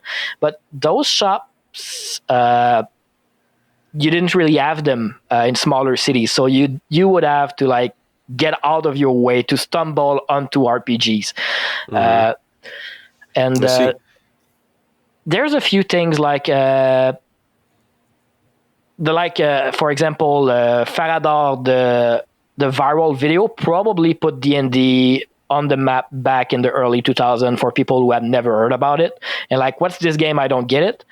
I would say like maybe Naulbeck. You spoke with someone from France. Yeah, it's French, but the origin of Naulbeck is the style of comedy and the style of recording is from, I would call him a French-Canadian comedian, I guess. Comedian, entertainer, content producer, like the audio skits in that style, very, very much influenced by what he was doing here, and he was basically the only one doing in the world, as far as I know. So there is that. So, it's like if you like François Pérusse, that kind of funny guy, and then you want more of it, there's someone who might say, oh yeah, by the way, I found this weird MP3 series that you can download online on your 56K modem. It's kind of the same. They're like adventurers in a dungeon, like Conan. Because, like fantasy was known in Quebec, obviously. Like, we all, my dad used to be a big Conan fan, the movies.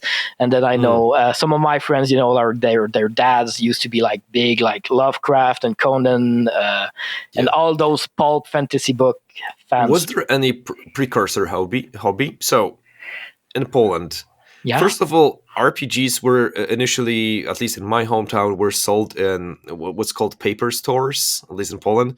So stores that would sell you like notebooks and paper and pencils and pens and whatever. They would sometimes run like a single shelf of games.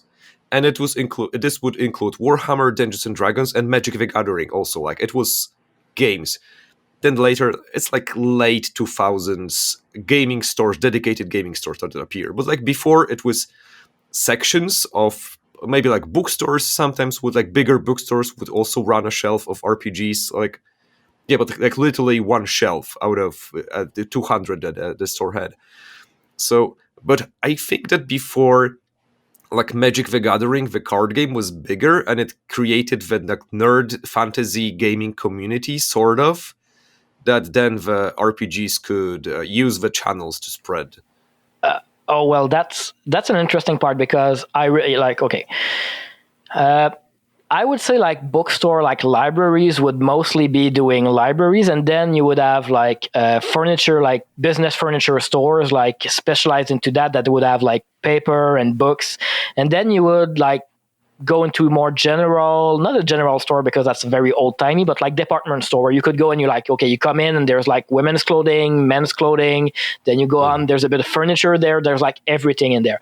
And it would often have like toys and games, but mostly board games and toys. And then if you like, I remember like in high school, if you wanted to buy Magic the Gathering in a small town, the two places were like the video rental store and the place that sold poster at the like local tiny mall. You know, you could go there and say, "Oh, I need to print pictures.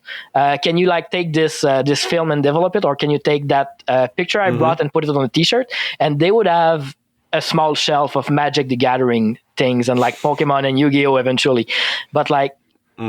It wasn't in libraries, as far as I know, like in my area. So there wasn't like a specific place you could stumble upon it. Maybe like early 80s, you would go in a department store and you would have Monopoly and then Dungeons and Dragons. Libraries. I'm sure it happened, but libraries, I don't know, because they were books, but they were not. I know if I went to the local library in my small town, I couldn't find RPGs, and I didn't try. But I know, like, if you could find a recent book, that was great. You know, the best I found was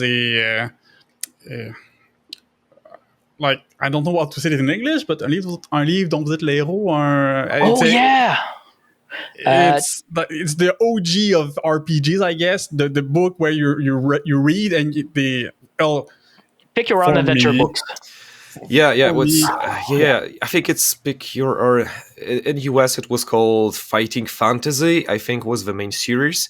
Yeah, basically you're standing in the forest. If you want to go north, go to paragraph 47. If you want to talk to the princess. Yeah. That's my first experience with RPGs. And when I played D&D the first time, second edition, I was greatly influenced by that. Yeah, and some of them I remember like buying in. Some of them had like real rules to them. Like you would pick like in a list of skills, like my hero is like good at climbing, and you would roll dice, and you would have a character sheet. So it was very much like RPG influenced. It wouldn't be like what solo RPG are today, of course, but you know, definitely. Arguably, it is a sort of RPG. But it's not. It is. I guess it's not. Yeah, true. It's not what solo RPGs evolved to be today. It was distinctly different. Yeah. Fair enough. Okay. So maybe let me go to the next question without any any segue. Any segue, basically. So let's say I'm running a game, and I want to have a Canadian NPC in the game. So what would, and you know, this I feel has two answers. So one of them, of course, I'm gonna be pretty non-sensitive right now and pretty rude, but I could have a guy with like straight sticky arms, round head with two black dots, just you know, the head separates when he talks, and he finishes every sentence with buddy, pal, and because South Park did you some pretty interesting marketing to the world. It depends, though. Do you want a Canadian or a French Quebecer? Canadian? Yeah, or a Quebecois, or that's a big question. Oh, okay. So this is the real stuff. That's what I want to know. So, like, what's the difference between the two? Yeah. If you want, let's start with the stereotypical, the gag, it's so Quebecois. I guess you need him to have a flannel red shirt and a raccoon hat. And probably a huge beard, like me. I guess I'm a stereotypical. And maybe he's a woodcutter and has a dog sled. Like that's the what some people in Europe think we live here in Quebec because of the snow. It snows all year long. Of course, it's not true, but of course, it snows all the time. We live in igloos, that kind of stuff. Maybe throw in some maple syrup on the side, and you have your perfect stereotypical French Canadian NPC. But what's he like character-wise, like personality-wise? Before we get into this, since you brought up South Park into this, I'm not going to comment on the Canadian part, but when they do show Quebec and Montreal and it's basically France, I'm like, no. Okay, I think, and character wise, that's going to show, like, one thing you can do with a French Canadian is I guess put him or her in a situation where they're compared to other people, and a French Canadian will never accept to be compared to a French person, and they will never accept an English one or an English Canadian one. Basically, it's like there's a big cultural identity there. Like, I mentioned the sovereignist movement. Even people who are like, we are better as a country with Canada.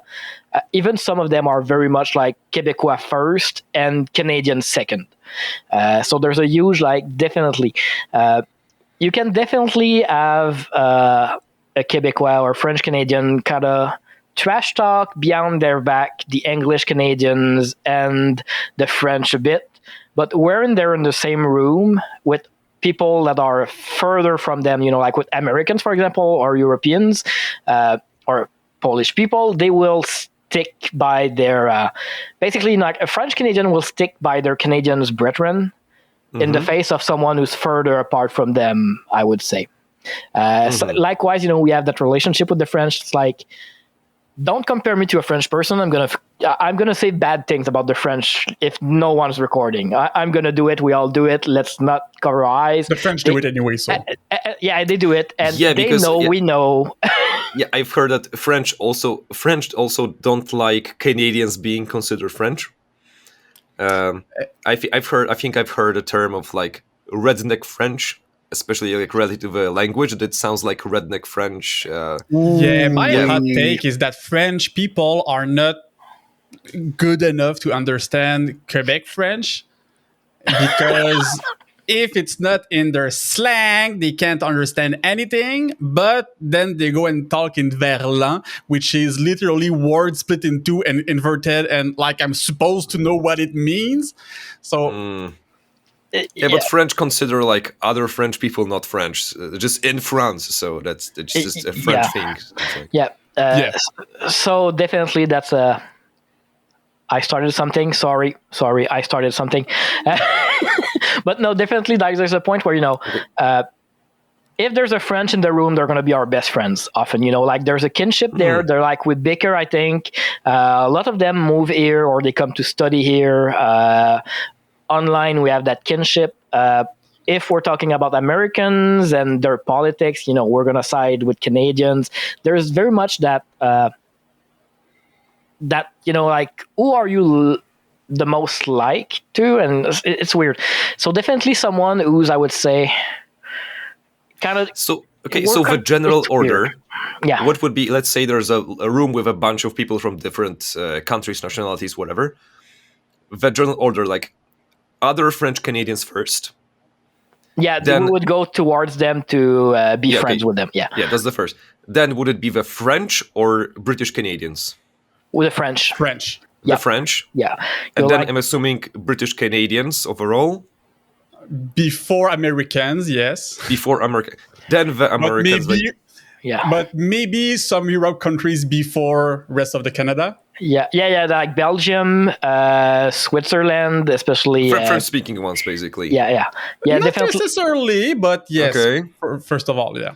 And then let's say, so the North America and the French-speaking countries are like already you're with them, and then British Germans, Italians, or is it like at this point like whatever, or just British last or first?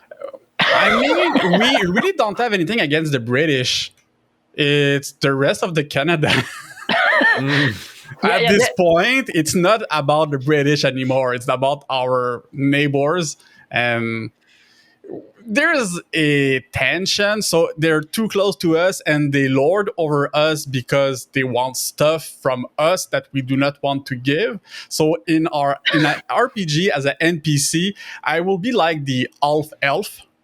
The French are the elves, they're snobbish, and the others are the humans. So I stick with all elves because I'm not a human and I'm not an elf. But the human want their stuff done quick and like easy, not well done, as long as it works, like the petroleum pipeline that they tried to pass through our province that we refused. They want to make us deal with stuff that we do not want. So as an NPC, I will really be the rebellious kind of one. Like, I'm gonna stick with my elf friends and stick it up to the humans, but I like the elves, but like not too much. I don't want to live with them. They can live with me, but I'm not gonna go live with them. Okay. Yeah, oh boy, there's so much to unpack in this, but definitely it's a stereotypical NPC. I mean, there's a lot of nuances, of course, but if I want to stay in the stereotype, that's how I would run that NPC. But generally speaking, I think we very much have. I think we on the chaos to lawful like axiom of like for alignment. I think we skew a bit more chaotic, where we don't like structure that much. And if people tell us what to do, or they're like too powerful, our reaction is often like, "Who are you to tell me what to do?" Then there's a whole question of what happens when we have the power. Do we remember being, like the underdog, and are we treating the new underdog fairly? Obviously, there's a lot to unpack in there that I'm slightly suggesting, but like there's definitely like who are you to tell me what to do? And it's something I've seen in the RPG community where there's a lot of pushback if you start promoting like your online presence on Facebook groups and like communities. People are like, why would I listen to your stuff? Why do we have to see so many promotion in here? Let's just do our stuff and have fun together. And there's like this pushback against people who try to be in a leading position, and you kind of have to earn that a bit more, I think. Because there's like distrust for high status people. Yeah, very much. Yes, okay. Yes. Like, in our Is it like Canadian thing overall, or French Canadian more specifically? French Canadian. I would say I won't even try to explain the Canadian experience as much as I know a lot of them. Like the English Canadian, like, what is a Canadian in the end? Like First Nation Canadian, French Canadian, English Canadians. Like I'd say the rest of the Canada is closer to the United States. Like they love the people in high status. I mean, it depends. It depends on Canada is big. Canada is big. Yeah. So we can't speak too generally because everybody's going to disagree, but let's go as a whole. Like people in high status or rich people are kind of admired and they want to be the next rich person. Mostly American. Like the American dream, I'm going to be the next millionaire with that next big idea. I'm going to be one of the rich people. So I'm poor now, but I want stuff. I want laws that encourage rich to be richer because I'm going to be the rich guy in a few years. In Quebec, we dislike people that succeeds in life. It's strange because those people will lord over us and tell us that they're better. And I think as a community, as a people, we have been so much... We were underdogs so long that we do not want to be the underdog. We do not want people better than us, which is ironic because when one of us gets to be the big dog, we don't like him anymore because it's the big dog, so we don't care about it. We go to the next underdog. It's strange. Yeah, I feel it might be tied to like the idea of Catholic humility, like to be humble. It's like, and there's like, like, and if you go like to the 60s and 70s, like intellectuals who would go like to study in France or do things in France and would come back with a slightly French accent, they were like, oh, so you're a traitor now. You're a traitor now. You think you're better than us? There's that feeling of like this. Everybody is like, we're just people. who do you think you are to like tell me what to do? Who do you think you are to be so successful? There's a good side to that coin, where like someone who's relatively successful, French Canadian, can easily connect with people who are like beneath him in like the financial part of life, and to people higher than him. Like you can be like just working in a grocery, you're like a small time worker, and then talk with someone who's doing like $200,000 a year, and there's like this, you're a person, I'm a person, we can meet on the same foot. Obviously it's not just here, but it's part of it. And then when people are like, and like for the clothing, in the modern setting, like modern setting, I would say in corporate world, like in big businesses, like often underdress a bit. And I feel like the poor people kind of push up a bit, and there is like a pride in being well kept. It's something you don't necessarily see. I don't know. It's like there's like let's meet in the middle kind of way. Like nobody wants to be the person that looks poor, and nobody wants to be the person that looks rich. It's like we're all middle class here. We're all middle class, and we can all relate to each other. That would be like the good side of it. But then again, when people try to get somewhere, they're in hushed tones, we say, well, he's successful, and the I wonder means what he did to get there. Exactly. I feel like this might be Catholic thing, because it seems Poland is similar with this aspect. So I'm suspecting Catholicism, because you guys didn't live under communism for 50 years, right? No. And No. and I feel like that's a lot of reason for why modern Polish culture is the way what it is. And I think like part of it, it's you shouldn't. People who are more successful usually downplay it in Poland, because it's like they would be like people would be quick to criticize them and suspect them. Like I think part of it is like post-communist. Like if he's successful, he must have done something wrong. Like he either stole, or he's corrupt or whatever. So there's this aspect, and like people of lower status would claim moral virtue. I am not successful because I am virtuous, and he's the person who sold out. Like that's what he's successful. Yes. So although in Poland for sure a little bit of pride comes in, so like it's not only I'm a victim here, but also I'm better. You see, that's why I'm poor, because I'm better than this person. So I think as an NPC, to go back to the question, I think an interesting NPC that could go in any setting is somebody that is kind of in the middle of two ethnicities or zones or whatever. And like he helps the party with information to take a stab at the higher class or an organization or whatever, but when the party gets too good or too high, he sells information of the party to take them down a peg to other parties. That's a bit cartoony, but I can see it happening. It's like, I mean, it's an NPC, and we need to take the stereotypical. Yeah, okay. Stuff. This always in D&D 5th edition terms. If you want to persuade this person to act against people of higher status, you always get an advantage. Yeah, something like that. Yeah, it's like a little bit like with Robin Hood paradox. When you rob the rich, give to the poor become the rich, so you rob them, give back to the But then I'm not saying we're dumb, but this would be the extreme stereotypical version. I'm assuming. Yes. Yeah. I'm assuming most stereotypes in a toned down, more realistic version are like, what's the truth actually? Like usually stereotype.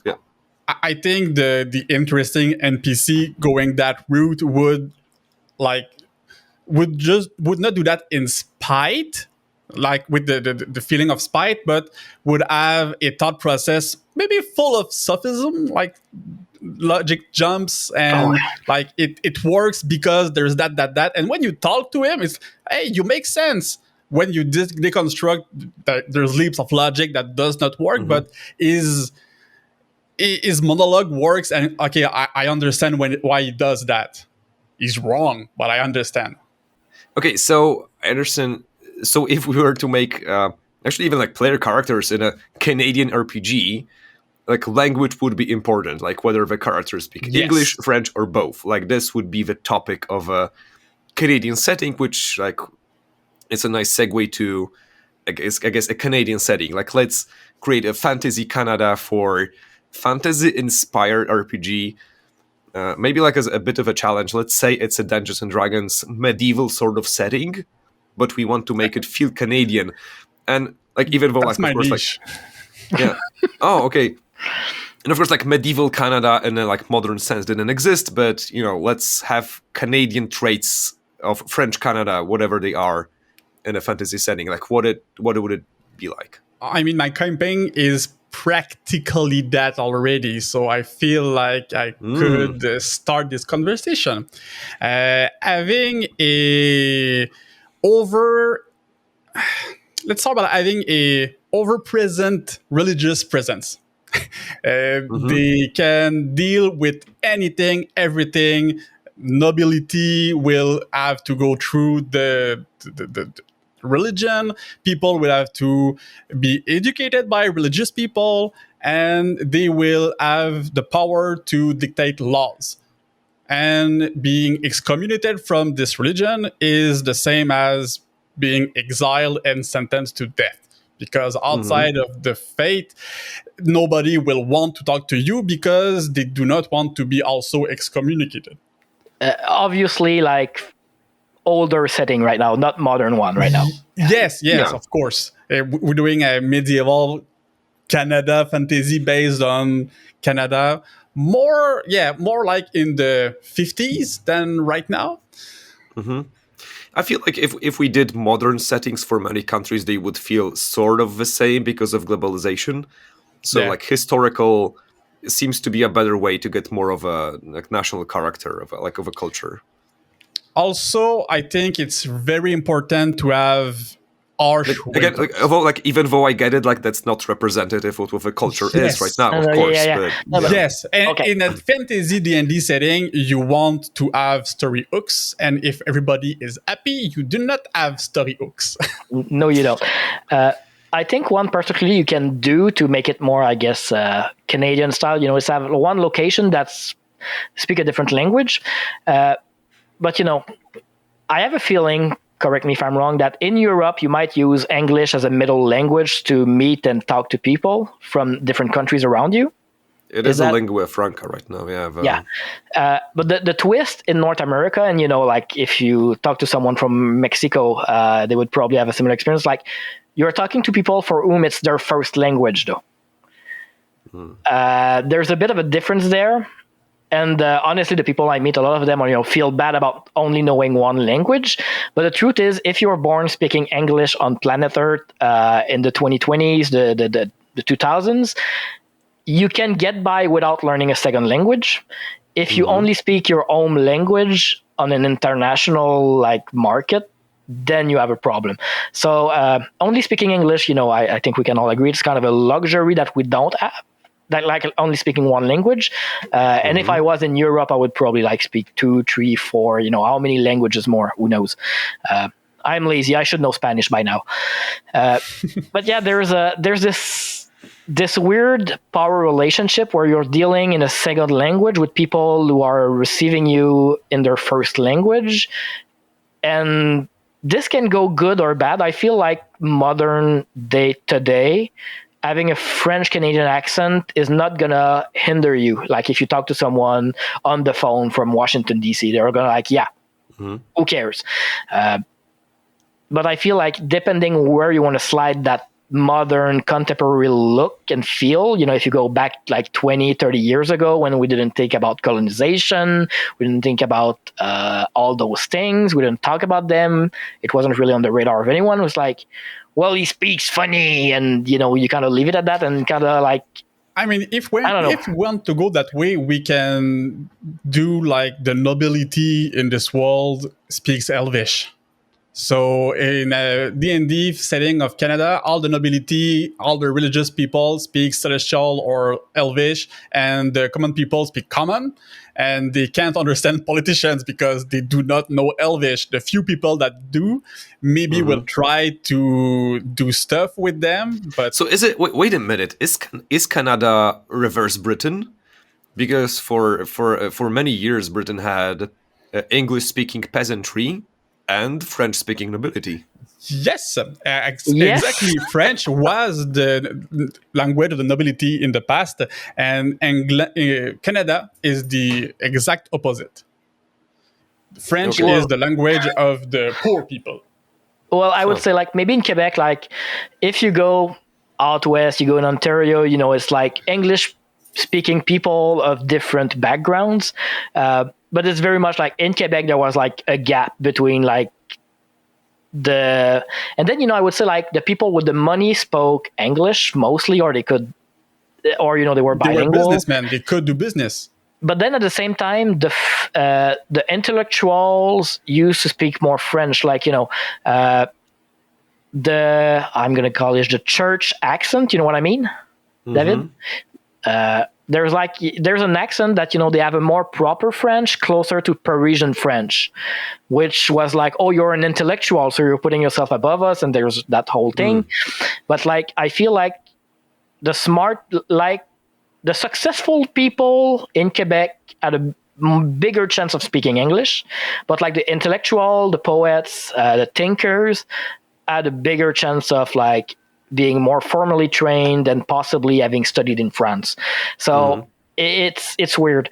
And I feel like in Quebec, people, since, you know, we're worker class, you know, farmers, we're very much more like goal oriented. It's all about getting things done.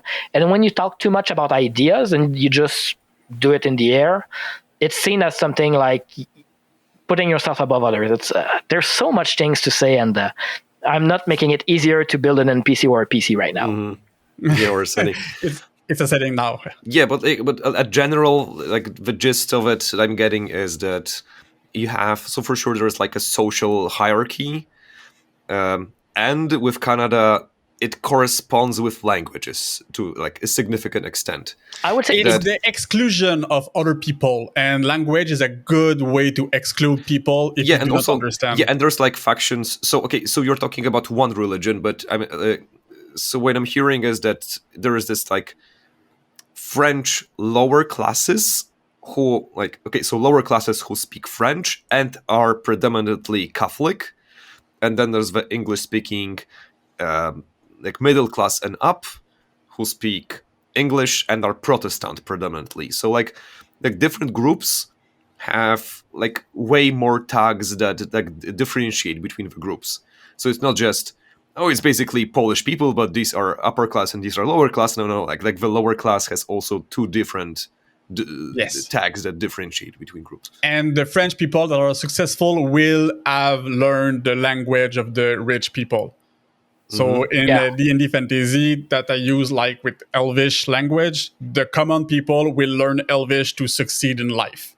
Yeah, so like a simple D&D equivalent would be, actually to have like elves who speak Elvish and who worship Elvish gods, who roll over humans who speak common and who worship human gods.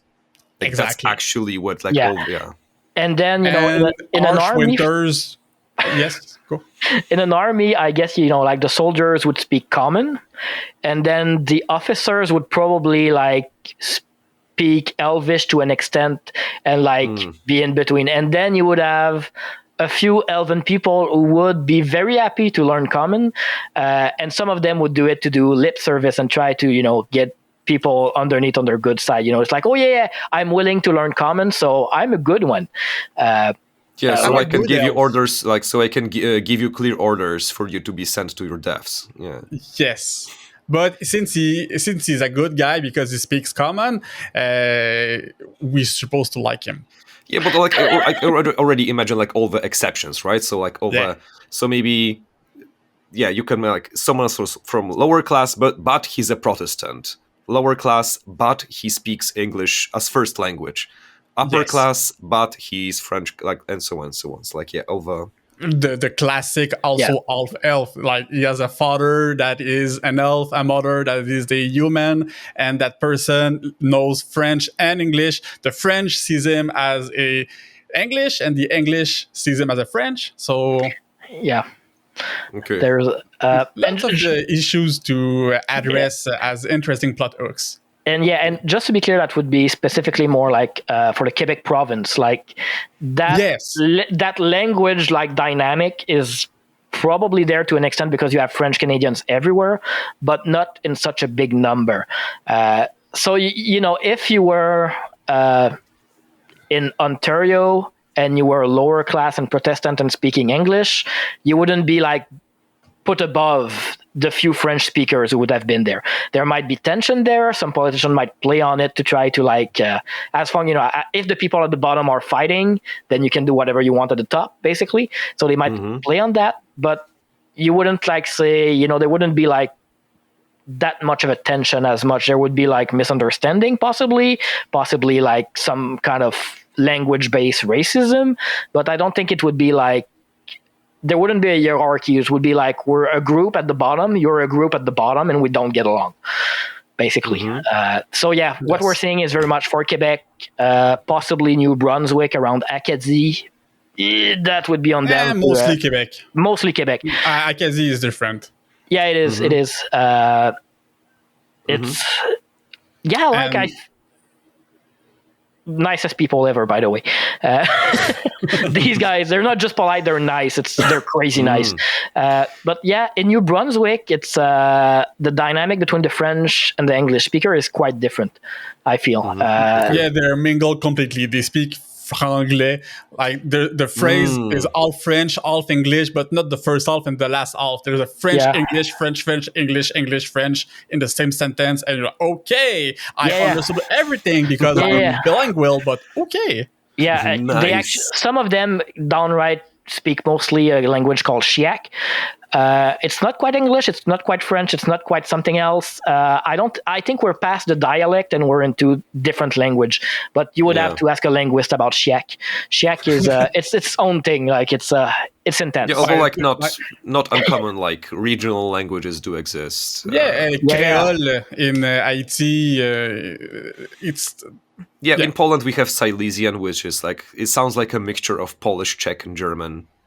And it's like one region speaks it. Like they usually also speak Polish, but it exists. It's like people speak it. Yeah, and it's okay. So I remembered a joke I heard about Canada. It's regarding the weather of a setting. So I've heard that Canada has 4 seasons: early winter, midwinter, late winter, and roadworks. That's pretty much true, I think, for most of Canada and Quebec too. It depends on where you are in the altitude, of course. Whether it's harsher, northern. The more north you are, it's harsher, of course. And in Quebec, we are very humid because we're close to the ocean, so it's different. Like the cold is sharper, I would say, like in let's say the northern middle Canada. Here it's because of the humidity, it stabs you through the bones, so winter can be really, really cold and very lethal. So I think in a setting, what's the coldest that usually, like every year, what's the coldest average it usually goes to? Well, we just had 2 insane ice storms that paralyzed a good chunk of Quebec recently. Ice storm are not the same because it's not so cold as it's just warm enough that ices pile up on stuff and everything falls down. I know. Yeah. But in the coldest, I would say, I think I've seen minus 40 in Celsius, of course. I think minus 40 is the coldest I've seen. There's this thing because of the humidity of the actual cold and the felt coldness. We have those 2 numbers. Like it's minus 13, but it feels like minus 37. because of the humidity. Yeah. So it's kind of different here. I don't know if it's the same everywhere, but that's one of our realities. I actually checked that for Poland, and I feel like we might be warmer for like a few weeks because we can get to 30 Celsius. Like we have low lows and high highs. Yeah, I was about to ask that. Okay, I see. Summer starts in August and in August. That's not really true. Okay. Summer really starts for us in June, like everybody else. Gets really, really hot in August and rockets down in September. Of course, these last few years, climate change and whatever seems to change that a little bit. I mean, this year, first snow was December. The real winter started in January this year. And what like, okay, so a couple of years back, when would be the first snowfall be? October, September. Yeah. October, September. It does not stay, but the first snowfall, end of September, October, Halloween. Lots of time when I was a kid, there was snow on the ground when I was trick-or-treating in Halloween. Not huge snow, but frozen grass and this cat. Okay. So very harsh winters that people do not want to leave house. So in a setting in Canada, medieval fantasy, people do not want to go explore during the winter. I would have to disagree. Adventurers will go, but people do not want to leave their village. Okay, so serious question time, guys. Is Icewind Dale basically Canada? For the joke, I'm gonna say yes, but but now that I think of it, like, most of the action happens on the Sore Coast, which is like, I guess because it's American settings, like sort of America, and then there's Icewind Dale. I guess I would say the north of Quebec could be closer. Like during the summer, there's icebergs washing off the beach. I don't remember, but I have photos when I was a kid on the beach with icebergs just coming to the beach on the sand. So in July. So yes, in northern Canada, I would say it's closer to that, but our summer are hot. Okay, yeah. But there's some truth to the joke, to bring it back to the joke. There's some truth to it, but I feel like when I say I need to disagree is that we complain a lot, and I mean a lot, about the weather. It's like you do small talk, you talk about how cold it is, how little sun we have in the summertime, how warm it is, it's so sweaty. You complain about the weather. People, like when they do small talk, they relate with the weather, and we're never happy about the weather. A big chunk of it is cold, but I would say like it's very much a temperate climate. There's a clear summer that's too short. There's a clear winter that's too long. Spring and fall are kind of the lies in the sense that it's not 3 months, 3 months, 3 months. It's more like 2 months of summer, 3 months, 1 month, and it's how do you define it? But I would say winter is long, especially since at the end of fall you don't have much sunlight, but you don't have that much snow, so it still feels like winter. And then when at the end of the winter you get more sunlight, but you have all the snow and all the cold, and then you have the ice storm where it's warm enough that it rains, but it's cold enough at night that it turns to ice. Like 2 weeks ago, we still had snow here. Yeah. I see. Does Canada have farming, like a lot of farming? Absolutely, yes. Still possible. Bovine and agriculture is pretty strong in Quebec.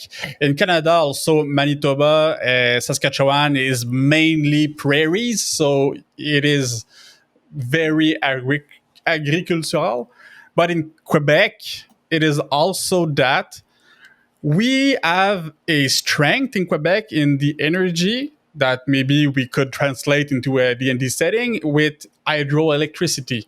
We have a really good, natural basins resource that we exploit as electricity, and we sell it to our neighbors, to the rest of the Canada, to the United States, and we power.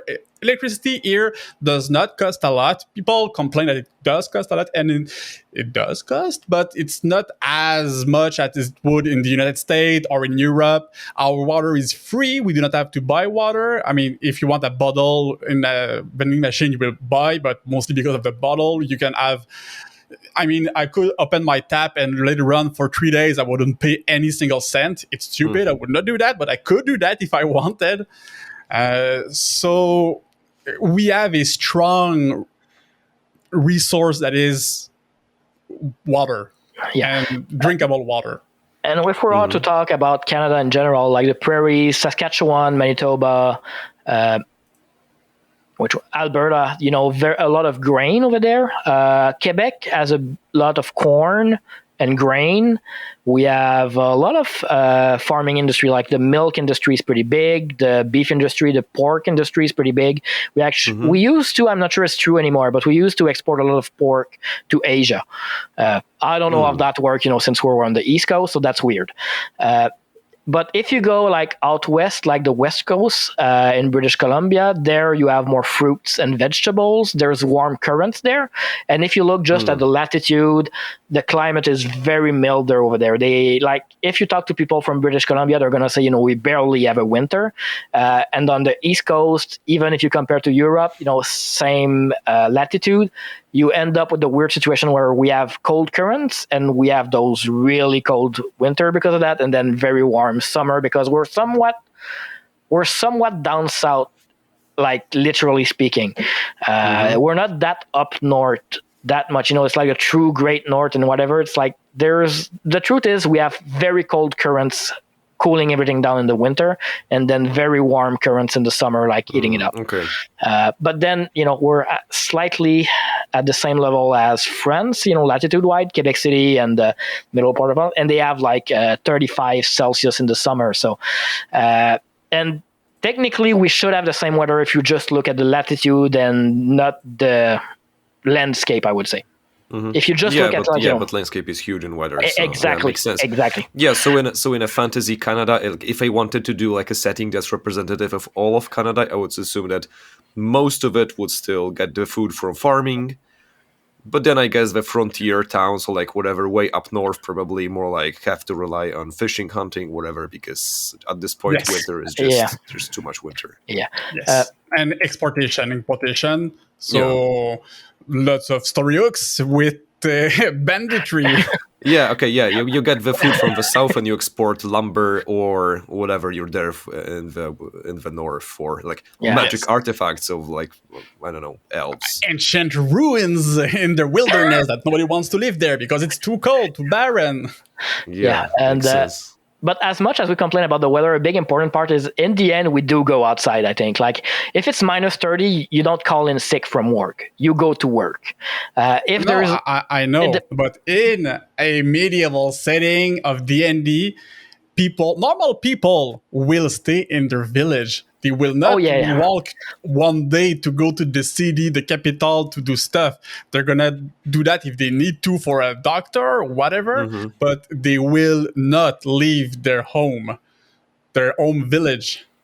Yeah, the home village, I'm right. But they might go to the store. Yes, of course. If it's in the village, they will do it. If it's a half day of walking, they might do it if the road is good enough. But an adventurer is going to be the weird guy who visits a village that he doesn't know in winter, who goes off trail in winter. People. Okay, you basically travel when you like know where you're going and your journey is calculated, so you're not out in the cold for too long. Yeah, definitely. Makes sense. Yeah. People die all the time during the winter if they go off trail. Yeah, and we did, and it's very modern. We do have it's not a huge problem, but you do have people who are scared to go outside in the wintertime, especially older folk. And if someone for there's a residence for people with Alzheimer, and they always get out. Like they're not all there, but they're still clever, they're still smart, and they want to get out because they have this idea that they want to go get ice cream. If they get out in the summertime, like it's like, oh, it's bad. If they get out in the wintertime, it's like, and there are stories of people being drunk and like walking to the wrong house and just dying on the porch. Very rare. Like it's not something that happens. It's like, oh yeah, I had 3 uncles who died that way. It's not that kind of situation, but it does happen. But people go out and then they're not careful. They're drunk. They're older. They're not all there, and they don't know what they're doing. They get lost. They will. They will have problem with the cold, like real bad. Speaking of alcohol and food, typical beverages and food in a Canadian setting, or like more so like typical and maybe something like unique to Canada, because I would guess you probably eat a lot of normal European stuff. Yeah, but do you? I think we do. I think one main difference is that we do want our maple syrup. Like, don't give us corn syrup. Don't give us any of that, and don't give us any of that crap. Hey, I like that crap. Okay, but I like maple syrup too. Weird. I am. Dave is weird, but yeah, like pancakes, crepes, whatever, French toast. We do want our maple syrup. The rest is crap. Ham, yes. Yeah, maple syrup on ham is a thing. I don't know. And by the way, maple syrup, like the quantities, like it's bonkers. Like Quebec produces something like 85% of the world maple syrup, like 10% in Ontario, and then like 3% in New England. Like you in Poland, if you want to buy maple syrup, does it cost a lot? And what's the format you have? So I did buy it actually some times ago. We were doing pancakes, I think. Overall in Poland we would do crepes. That's what, like, pancakes are just an imported idea that we learned about when we had internet and I guess TV. No, kidding. But yeah, like pancake is an important idea. So I bought maple syrup for that. So I found it in the shop that's near me. It's Lidl. It's a German brand of stores. And it did have maple syrup in like a eco food section, green food section. It was something like, I know, bio healthy food, whatever, Canadian maple syrup. Like I don't recall from many stores. I don't recall just standard maple syrup brands being present. It's usually like a specialty item. It's just not used in cuisine that much. I think like most often that it's used is like if someone wants American/Canadian style pancakes with maple syrup, that's when they would buy maple syrup. And other than that, like there's just no dishes that would use it. So, however, there are some, you can, in my, like, I live in Kraków, it's a pretty big city. You can get pancakes, like you can get a pancake restaurant and they will have maple syrup and they will have all the, like, I've learned about bacon pancakes with maple syrup. At first I was like, wait, what? My friends were like, yeah, actually it's a pretty good idea. Did try it, didn't love it, but like, yeah, okay, it did fit, sort of, yeah. Yeah. But we have a big culture around maple syrup here because we had a lot of, how does it say in English? Cabane à sucre. Sugar Shack. Sugar Shack? Oh, yeah, that's the name. Okay, so Sugar Shack. That's the word. Where Sugar we Shack. tap the sap of the maple trees to make our syrup, and it's a big thing because people, well, woodcutters would cut the wood, would leave the maple trees, it would take the sap, have the wood for to keep themselves warm, to construct, to sell, and the maple syrup to eat, to not drink. We do not drink maple syrup. Some people do, I guess. But and there's a big cultural thing every spring that we, as a culture, we like eating in sugar shacks. Like there's big restaurant on the theme, and New Year, Christmas is mostly religious, even if we are not religious. But New Year is more about parties with the families in the sugar shack, dancing the gigodon, and playing with our spoons. I don't know if the spoon is a musical instrument in Poland, but here it is. We take two spoons. Not usually, no. It's a real musical instrument here in Quebec, and it's two wooden spoons reversed, and they clack together, and you flap it on your knees most of the time. And it's a very festive, and I mean, it's because we did not have other instruments. It's not like we wanted wooden spoons. No, as far as I know, the spoons back to back come from the Irish, but it's like bigger in Quebec than it is in Ireland for some reason. I think it's like.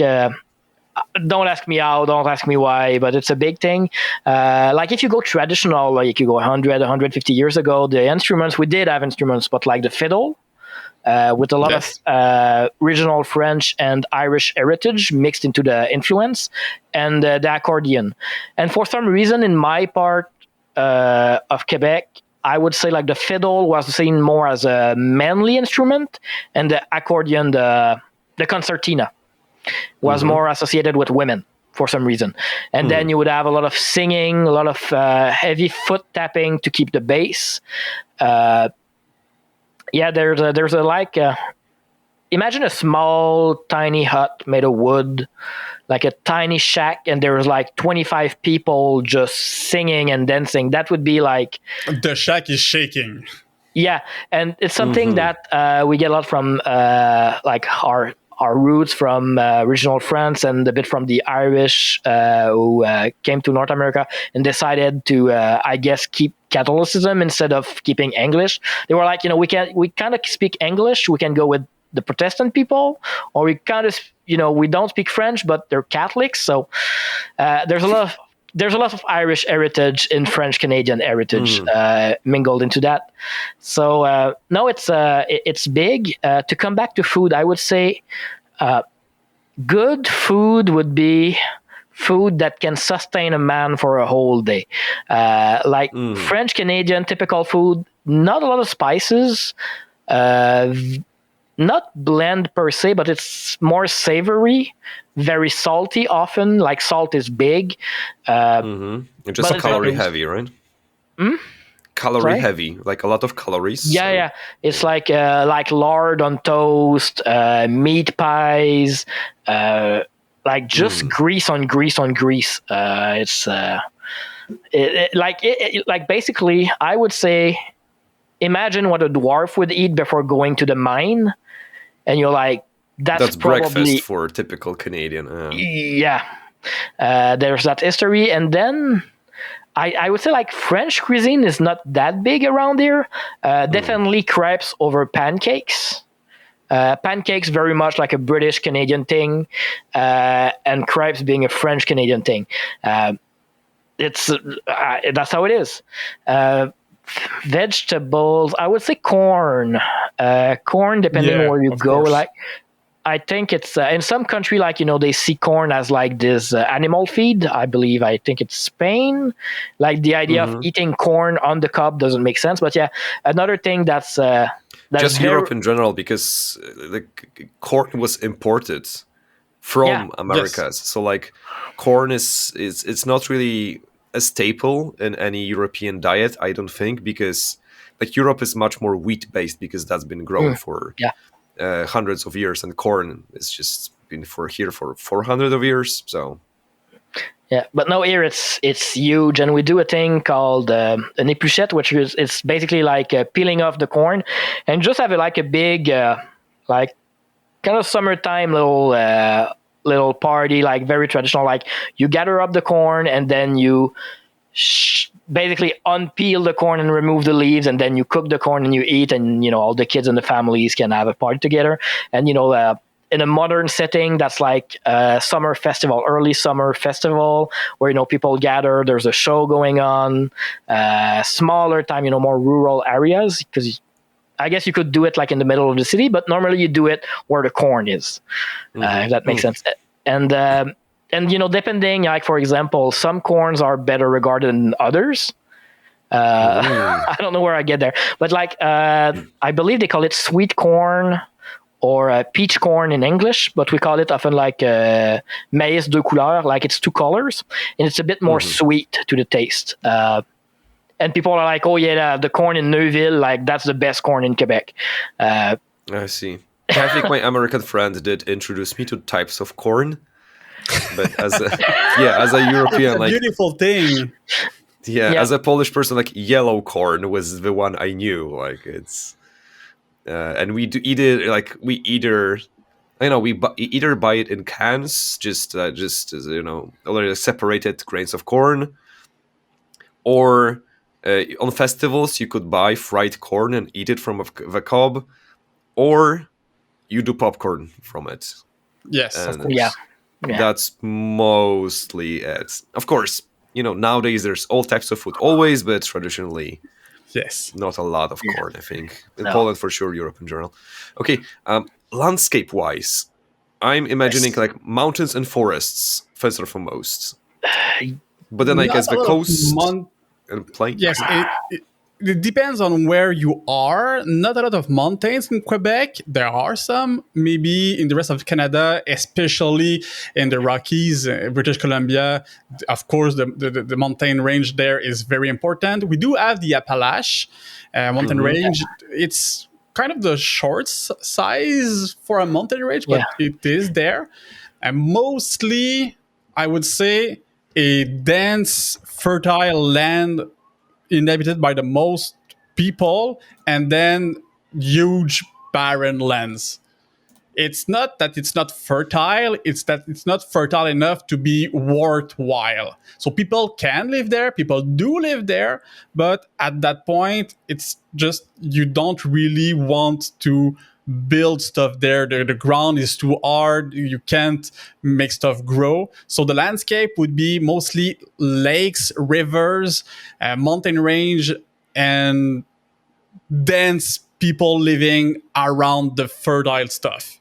Mm-hmm. Yeah, I just opened a map, and a shit ton of lakes now that I look at it. The coast seems like, especially in the east, like the coast seems to be the most important terrain feature. Yeah. Yes. Yeah.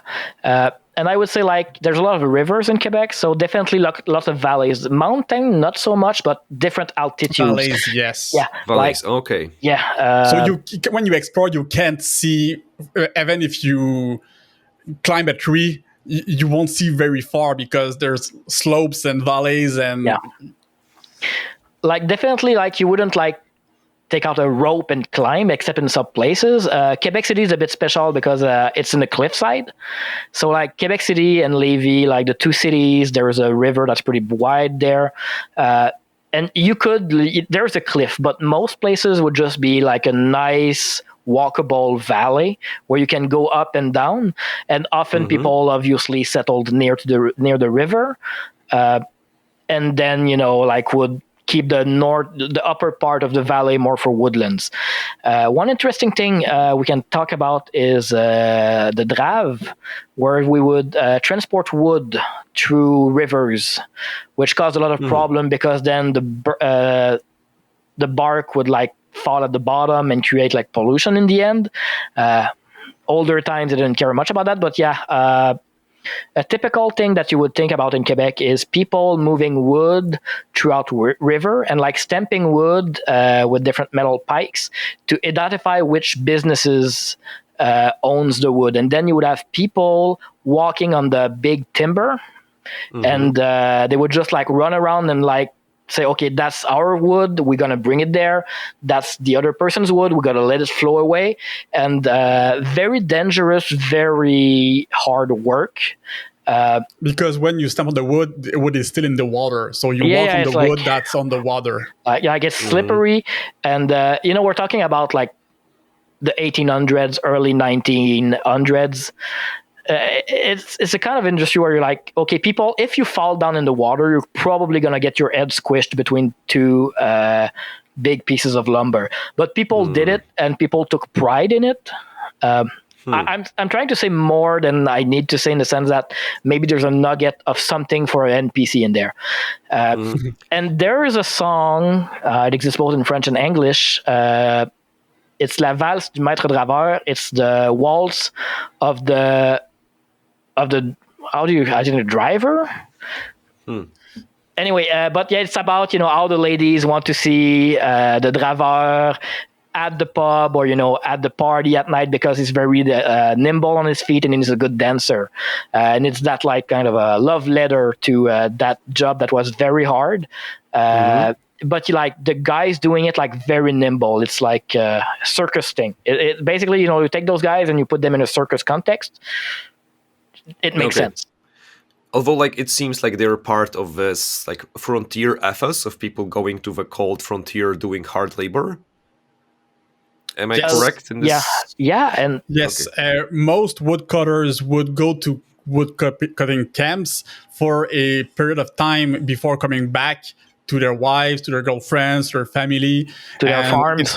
It's not somewhere you want to live, but somewhere you're sent to work for good money because it's hard, it's difficult, maybe dangerous, and you come back, and then you're sent again. So you do not live there, but you do live a part of your life during the job. Yeah. So there would be a lot of camps in the wilderness. That's not permanent living for anyone, but there's always people in it. Yeah. Was most of this work happening in the summer? No, just all the year around, just changing shifts of people who work there. Not really. I would say mostly winter, because in the summertime, often the men would work on their farms or they would work, in the town, and then wintertime they need to bring money in for the family. They can't really do anything outside, so they would leave. Which meant, like, women were very sufficient back in the days. Like, I think it's everywhere. Like, we often, like, it's weird. Like, you kind of picture, like, old-time living, and you say, oh, yeah, the man is outside and the woman is inside, and you kind of have that weird, like, older but for time. half a year, the woman has to run the entire farm by herself. Exactly. So, she's chopping wood, she's repairing stuff, she's meeting up with other women, they're helping each other. So, like, the men's are gone. Like, and probably teenagers also, but yeah, there was basically mostly women in town, and they made it work, and they had like hard job on the farm to do, like taking care of the animals. Those workers that were sent often miss Christmas because they can't come back quick enough, and there's literally fables around that. That's very important in the folklore in Quebec. La chasse-galerie. La chasse-galerie. It's the devil that makes a deal with a camp of woodcutters. He gives them a boat, a canoe, that they can row through the sky to their city to pass the Christmas night with their girlfriends and then come back. But they can't swear. There's a few versions where they go straight to hell. And I'm assuming they fail and they do swear and they do go to hell? It's complicated. Okay. It depends on the version. There's a lot of versions. They do mess up, but they do manage. I see. Okay. There's a song version where they do mess up and they don't go to hell. They get half rescued by an angel, and instead of going to hell, they're cursed to spend eternity in their canoes around Montreal in the sky. And if a young woman hears whistling at her from the sky out of nowhere, it's probably the youngest guy in the canoe who thinks she's cute. Like, yeah. But like in Quebec folklore, I would say like the devil just shows up and plays the fiddle. And he's like, ooh, the young people are gonna dance and they're gonna do hand stuff, and it's like it's tempting, and the devil just shows up. Like, you're like, there's a mysterious stranger. Sometimes he's a devil. Sometimes he just shows up and he's red. And you do have that shared history with New England because of the Irish, where, like the fiddle and like the fiddle contest, the devil went down to Georgia. Like, it's very much in the same vein, where the devil shows up. He wants people to be tempted. He's gonna tempt them. Will they be tempted? Will they not be tempted? Well, the devil is there. Yeah, I did play the shit out of that song in AudioSurf, so... Yeah. Yeah, the devil... I don't think Polish devil does. I don't think he has fiddle often, but like the devil who lives in the forest and offers deals to get your soul and then there's this contest of tricking the devil or whatever like that. Yes, That's very much European folklore. So tabletop RPGs and media in Canada overall. So like any tabletop RPGs by Canadians published in Canada that maybe the world should know about, and or okay, so maybe let's handle this question first. There's not a lot of them, but there are a few. I think Dave would know more than me about that. There's two games that pop up when you talk about, I think there's a thing called Tribe 8. I don't know much about it. That's the thing. I feel like the big problem right now that we have is that there's a few games that have been published and have been developed, and they're either not outwardly Canadian or French Canadian, like Courant Fractal. It's weird. Like there's a buzz. I think the most recent one we can talk about is Bucherons et Loup-Garous, which is Lumberjacks and werewolves. And there was a big buzz around it. Like early during COVID, you would talk about RPGs online, and people were like, "Oh yeah, check this out, check this out." I don't hear anything about it anymore. It's a problem. I'm part of the problem in the sense that I didn't research it really. I didn't play it. I didn't like look into it that much. There's also a thing called, wait a minute, is it? Yeah. There's an RPG called Courant Fractal. I see it's on sale, maybe in the Montreal area. There is like people playing it, but like all you can find is an article. You can find the game, obviously, but you find article that says, "Oh yeah, there is an RPG made in Quebec. It's really good," and they talk about it, and they showed it up there, and it feels like people are putting stuff out there, but people are not catching it. And like I said, I'm part of the problem. There's like this idea that people, and you have things like Fate of the Norn, which have been made in Quebec. It's more about Vikings, and I think there's a bit of a following outside of Quebec, but it hasn't been like sold to us as a French Canadian product that much. And there's actually quite a few things that it's very insular, and people are producing content for like inside, and then there's the whole thing about like being afraid of people succeeding. It's weird. It's like there's those games and I should be interested in them. I'm not. I'm part of the problem. I'm repeating it. But in the end, I feel like no one in the community is like catching them for real, or maybe they're really huge around a few places, and then people are just playing it between themselves.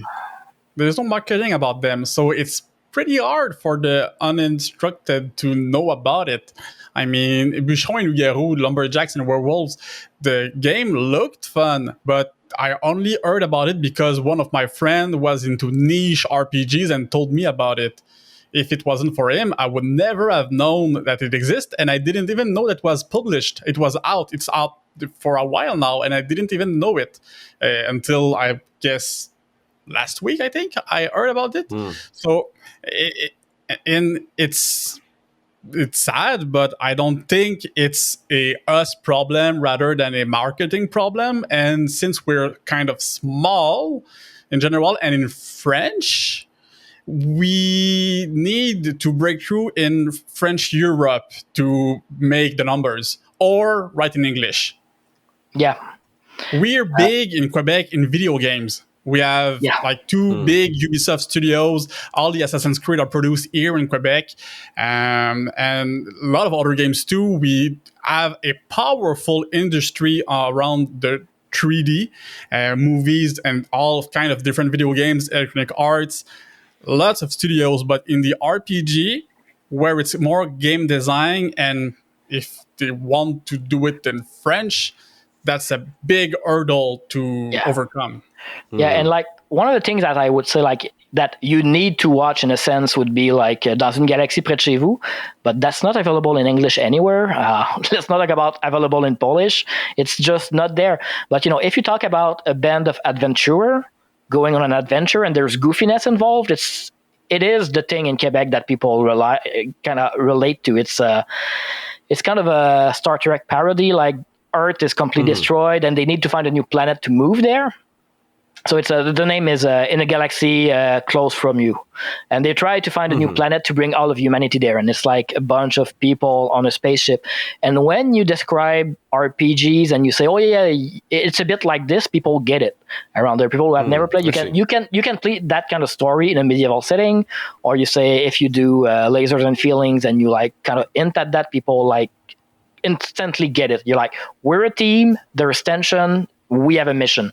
And often people will say, oh yeah, I'm going to be the Brad. I'm going to be like the jerk in the group that nobody likes, but he's the scientist. So, he has the knowledge and the teams need him, but like he's a jerk. But in the end, you don't have him, and which can bring fun or unfun party dynamics sometimes, but people get it. So Down Galaxy would be like in my head like a staple of what it is to say adventure with a French Canadian feel, but I can't really share with that. And then you have things that people don't realize that are French Canadian. For example, the director of Dune and the boat movies, Denis Villeneuve, like he's one of us. Not one of us as a role player, but he's a French Canadian, and he's like making it big in Hollywood, and he's helping tell story from like pretty much like the top. And I have a theory that it's because you don't have Canadian language. So, for example, if a Polish RPG would be created in Polish, like it competes against other Polish RPGs. But if you guys create something in English, it competes with D&D. Yes. But honestly, I've been dabbling in things, nothing public right now, but in game design, and I'm like, do I feel like doing it in French? I feel like people are like, oh, this is so cool, you're designing it, but when comes the time to test it, to buy it, to play it, to discuss it, to show it to people, I feel like we're not doing this, oh, we have D&D and that's enough. Meanwhile, if I go in English, I get access to the whole world. And there's interest in some part of the world about, you're doing a series on RPGs around the world, and, different places have different RPGs that they love. Some places are more PBTA, some places are more D&D, some places have their own little thing. So it's like, if I throw something into the void of like the whole planet, and like someone reads it in English, like, I don't know, in Poland or whatever, like in Japan, and it's like, wow, this is the best RPG ever. Yeah, now English has more reach, as much as French wouldn't like it to be the case. It might change, but right now English is the lingua franca. But yes, but it's weird in the sense that I feel like many products that are Canadian.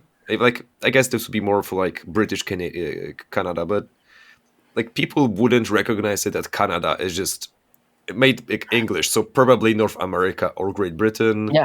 If it sounds American, it might be American. I think you might be overshadowed by US. A lot. And it's a problem. Yes. In Quebec itself, it's a problem.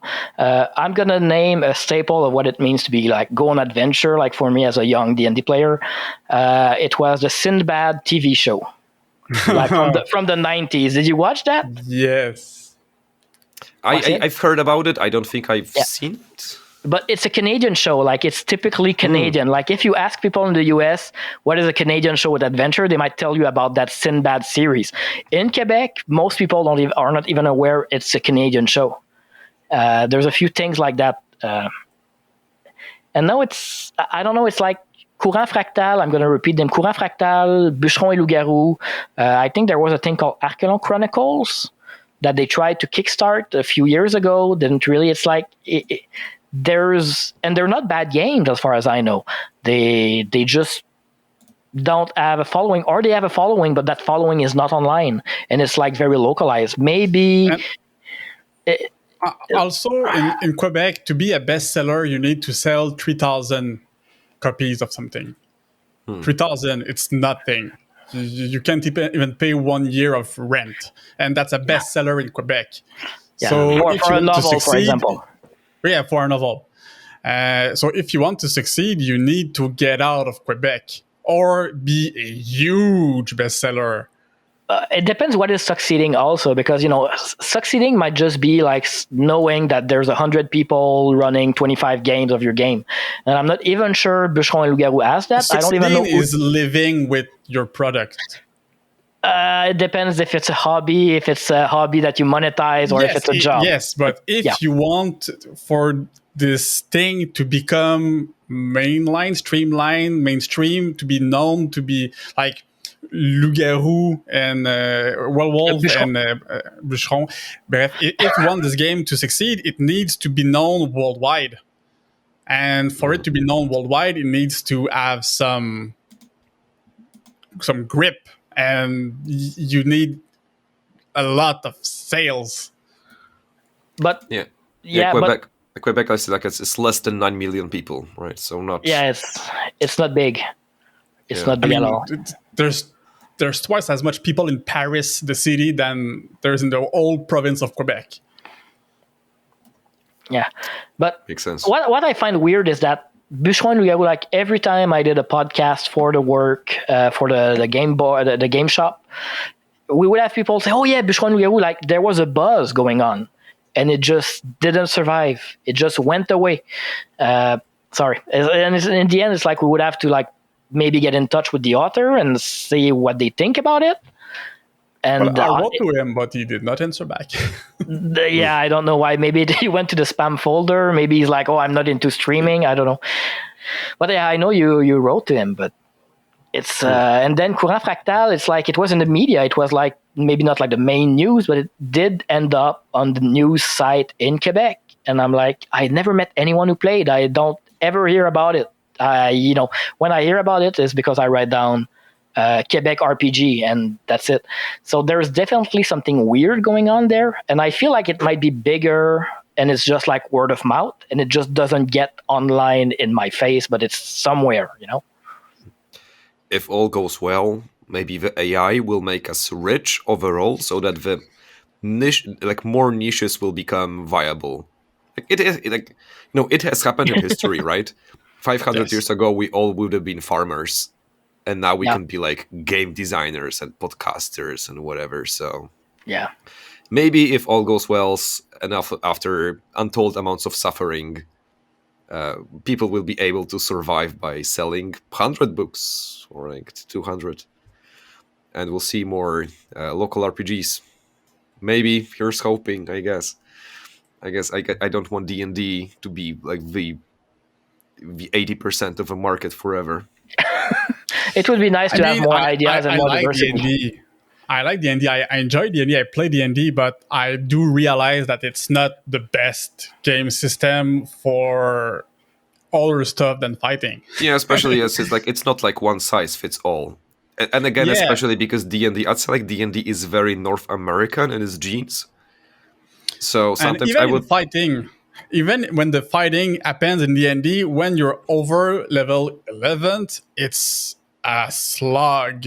Yeah, there's issues like all editions wise. So D&D isn't even the best fighting system.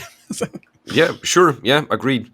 But yeah, you don't get all the local flavor of local RPGs that focus on a setting or mechanic. So we'll see.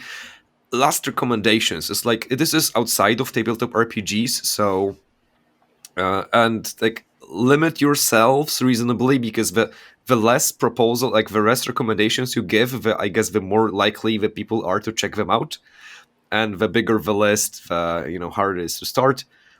So just things Canadian. So if someone would like to get a good experience of Canadian culture. A book, movie, TV. It depends on if you want like more historical. Like, do you want something in the 1900s, the 50s, I feel like or modern? The focus would still be to then use it on in a tabletop role playing game. So like both, probably not very modern. Although if there's something super interesting, then. Why not? I think Dave talked about it earlier. The Fée de Caleb's daughter. Caleb's daughter could be something interesting. It's a few books. I think it's 3 books. I don't remember. Could And be is it like something. one pregnant woman, one child, and 3 books? No, it's actually 3 generations. You start with the mother, and then the second book is about her daughter, Les Filles de Caleb. Yeah, I see. I guess I'll And have to all send of you. them do birth in the forest? No. Sorry. I don't want to spoil the book, but I would say like the one thing you should go see like that's gonna be available if you find it. It's Farador. Like it's a big staple of like our catchphrases when we play RPG. Like I said, it didn't age super well, but there is an English version out there on YouTube that we can probably find and give you a link. Yeah, English sub. Yeah. Yeah, an English sub. So, but like I said, you know, like I would love to tell you about. I told you about Thousand Galaxy. It's great, and it's I feel like when talking about adventure, party dynamics, it really like resonates with role players, and kind of have a lot of reference to Quebec and Canada and all that. But I mean, I guess learn French and go watch it. That's not an option. I don't think it translates really well outside of Quebec because of all the inside jokes and the language puns. I don't think it would translate well in an English sub. Would lose a lot of things, but I think it could be fun to watch just to see what was big in Quebec in those years. In a D&D setting wise, I mean, watching Farador, it's a 12-minute video on YouTube, the short film, and it's fun. It's a staple in Quebec for RPGs, but for the cultural experience of what it is to live in Quebec in those years, I mean, I think it's hard. I think Les Filles de Caleb would still be one of my pick because it attacks some stuff that was really real and really present for those kind of people. It does not attack everything, but yeah, like if you're talking about climate, like what it meant, like small town living, the problem is, honestly, it's not a very exciting book. It's very much like a drama. It's a Quebec drama that's based on a real story from like the 1800s. But you know, it's a staple of what it means, I guess. I guess we'll have to do research. Polish LARPers would be all over it. there is also the book Le Survenant, which means, I guess, the stranger, the one that comes into a house unannounced, and it's a huge book in Quebec literature. I think it's a bad book. I didn't like it, but it's a big literature book in Quebec, with all the cultural values and hosting a stranger in your house because he needs help and you don't want him because you don't want stranger in your house, and all the aspects of the temptation of a man in the house and the daughters and all those things. It's badly written for me. I mean, it's really hard to figure out who's thinking or speaking because of the way it's written, but it's one of the first and biggest literature book in Quebec. So for the historical value of literature-wise, I would recommend this book, but I did not enjoy reading it. Nice. Yeah. Seems like a perfect required school reading. There's a little short. There's a little short with the English version of the Maître Draveur, so the guy on the log. I guess you can just put a black screen and say, they gave me a list later, and then I'll send you some I'll send you the weirdest thing ever. Yeah, say, either way, send me the list. I'm going to include the list. It's going to be probably, I'm going to need it anyway because I cannot hear French. Like, I cannot spell French just from hearing. So I'm going to need the list. That's the thing with French. That's the thing with French. Even if you hear it correctly and you know French, then letters mean nothing, and the letters you don't pronounce.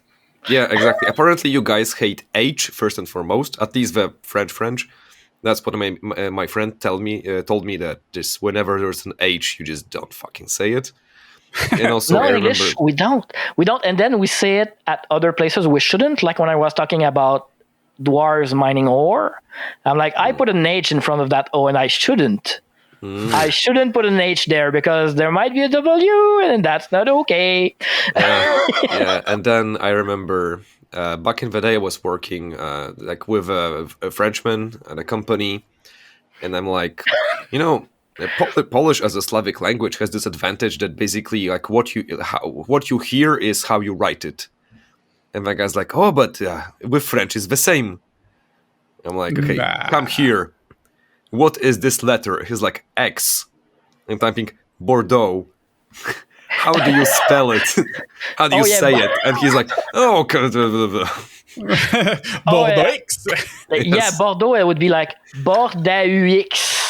It's like you can write Bordeaux with just put an O at the end, and it's the right pronunciation. And you put everything but an O there. You put an X there. Why? No, there's a reason for that, but yes, of course. Guys, any closing thoughts? Or like what do you see in the future for tabletop RPGs in Canada? French Canada, Quebec specifically. Yeah. I think Farador is going to have I think the movie that just came out might have an influence. Maybe not a great one. We might have a bit of pushback. Honestly, I haven't seen the community, like the people on the groups I follow, talk about it that much. Maybe because they didn't like it that much and didn't want to like say it out loud. But I feel like it really paints us not in the worst light possible, but in an outdated light. And I'm not sure if it's laughing at us or against us. Let's not forget that they needed to do that because it was on the original sketch. I rather believe that, unfortunately, the movie is going to fly under the radar for most people, so it won't have much of an impact. I think what's waiting for us in the near future is more and more virtual tabletop gaming stuff. I mean, I think it's the same thing everywhere in the world. Maybe not. Maybe it's only in North America, but more and more, it's easier to play from your home, from your house, doing your own stuff on your computer, and then log off for the rest of the night.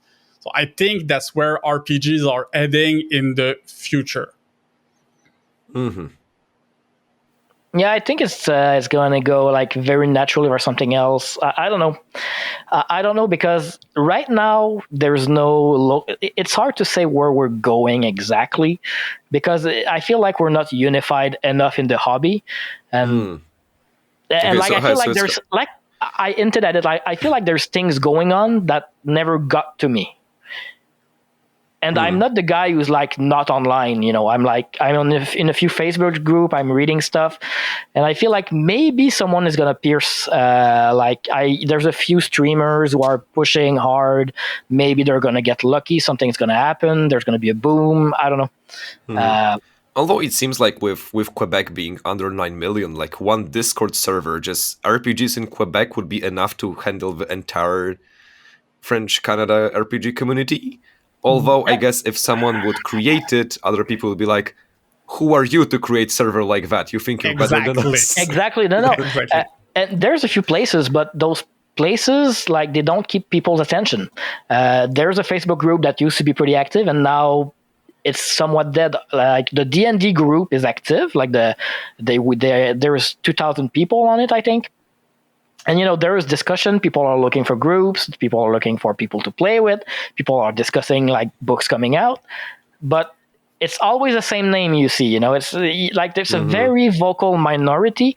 And I'd like it to know more about what's going on with people taking their places and, saying, I play like this. I have those opinions. I have those ideas. I have this and that. There was there used to be a page, like, very popular, La Page Amelcar, back in the 90s and early 2000. And they have a Discord. There's like 77 people in there. I'm like, and there was a podcast, and their podcast has like a few views. Like, there is definitely a problem where people are trying to produce content and they're trying to have discussions. They throw the ball up there, they don't get the ball back, and then it's a false start too often. I wish someone would come in and just like break that a bit. And I feel like David, with your streaming, you're breaking that a little bit because you have your community. But then it's like your community, and I don't see them talking about you elsewhere. And I see the same. Honestly, I've seen people like on your stream, and I've seen them talking somewhere else. I've seen people with like public pages as influencers, as like content creator, post under their private name and private account in groups, like to not, it's kind of weird. I don't know if it's going to change. And like, I feel like it's hard to predict the future. It's the future. And I had a stint at it. I wasn't good at it. I failed, and I don't know. I'm voicing the thing. It's like there's stories to be told and ideas to be shared, and we need to do it more and produce more stuff in English or make more English subtitles so the rest of the world can enjoy what we produce. It's Yeah, and don't rely on the French because you're ambassadors. No, but the French love the French love. Let's not go there. Yeah, but either way, the English is the language of the world right now. So if you want to go global, you have to go English. Although maybe the AI will take care of that in 2 or 3 years. Because I've seen AI what translation. AI does to AI translation. I've seen some of the results. Sometimes it's great. Other times, but it gets better fast. Yeah, it does. It does. It's we'll fast. see. We'll see where we'll be in like 2, 3, 5 years. Interesting times. Interesting times. It is. After all, look, like 20 years ago, the idea of a Polish guy just talking to Canadian guys about tabletop RPGs would be crazy. Like here we are because why not? And poor you, and you have to edit all that and choose what to keep and what to. Been there, done that. You'll manage.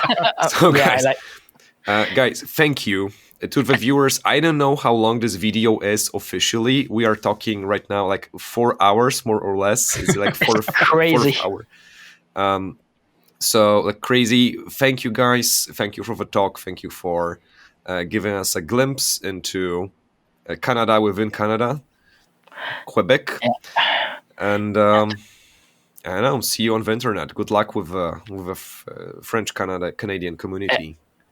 Thank you very much for the opportunity. Thank you for your time. It wasn't supposed to take so much of your time. Thanks for being patient. It took a while, but thank you very much for the opportunity. Seriously, I loved it.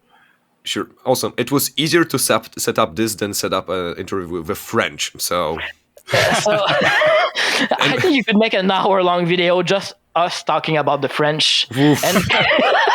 And French, you did bring it on yourself. So, but speaking of which, if anyone is listening, is either French or any other nationality that hasn't been covered on the series yet, just reach out. And like basically every single country, like culture, even like as you see, like a country can have multiple interviews. And I'm even open to doing multiple interviews per country. So, for example, if some other French Canadians from Quebec would be like, no, those guys were talking shit. This is not true at all. I want to give my own version. It's going to be considered. I would love that, honestly. Like, I don't think I'm right about everything. I would love to have people disagree with me. Yeah, I don't think anyone is right about anything. So that's what the idea is. Like, let's do more podcasts and have more perspectives until we just, I will just know. I know everything about the world. So thanks, guys. A pleasure. Thank you very much. A pleasure. Puis vous autres, vous êtes rendus où? Paladin niveau 66. Archimage 57. Ok. Vous avez continué à jouer toutes les semaines depuis 15 ans. Et vous êtes quoi comme personnage? Garde à Cannes, paladin niveau 66. Mordac, Archimage 57. Attendez, les G et les K dans vos noms, là, c'est pour faire plus médiéval? Au nom du roi sorcier de Farador, rendez-vous! Arrière, compagnon! Ça fait 18 ans qu'on fait la campagne de Farador. Je vois pas comment on va finir ça straight pipe sans botcher.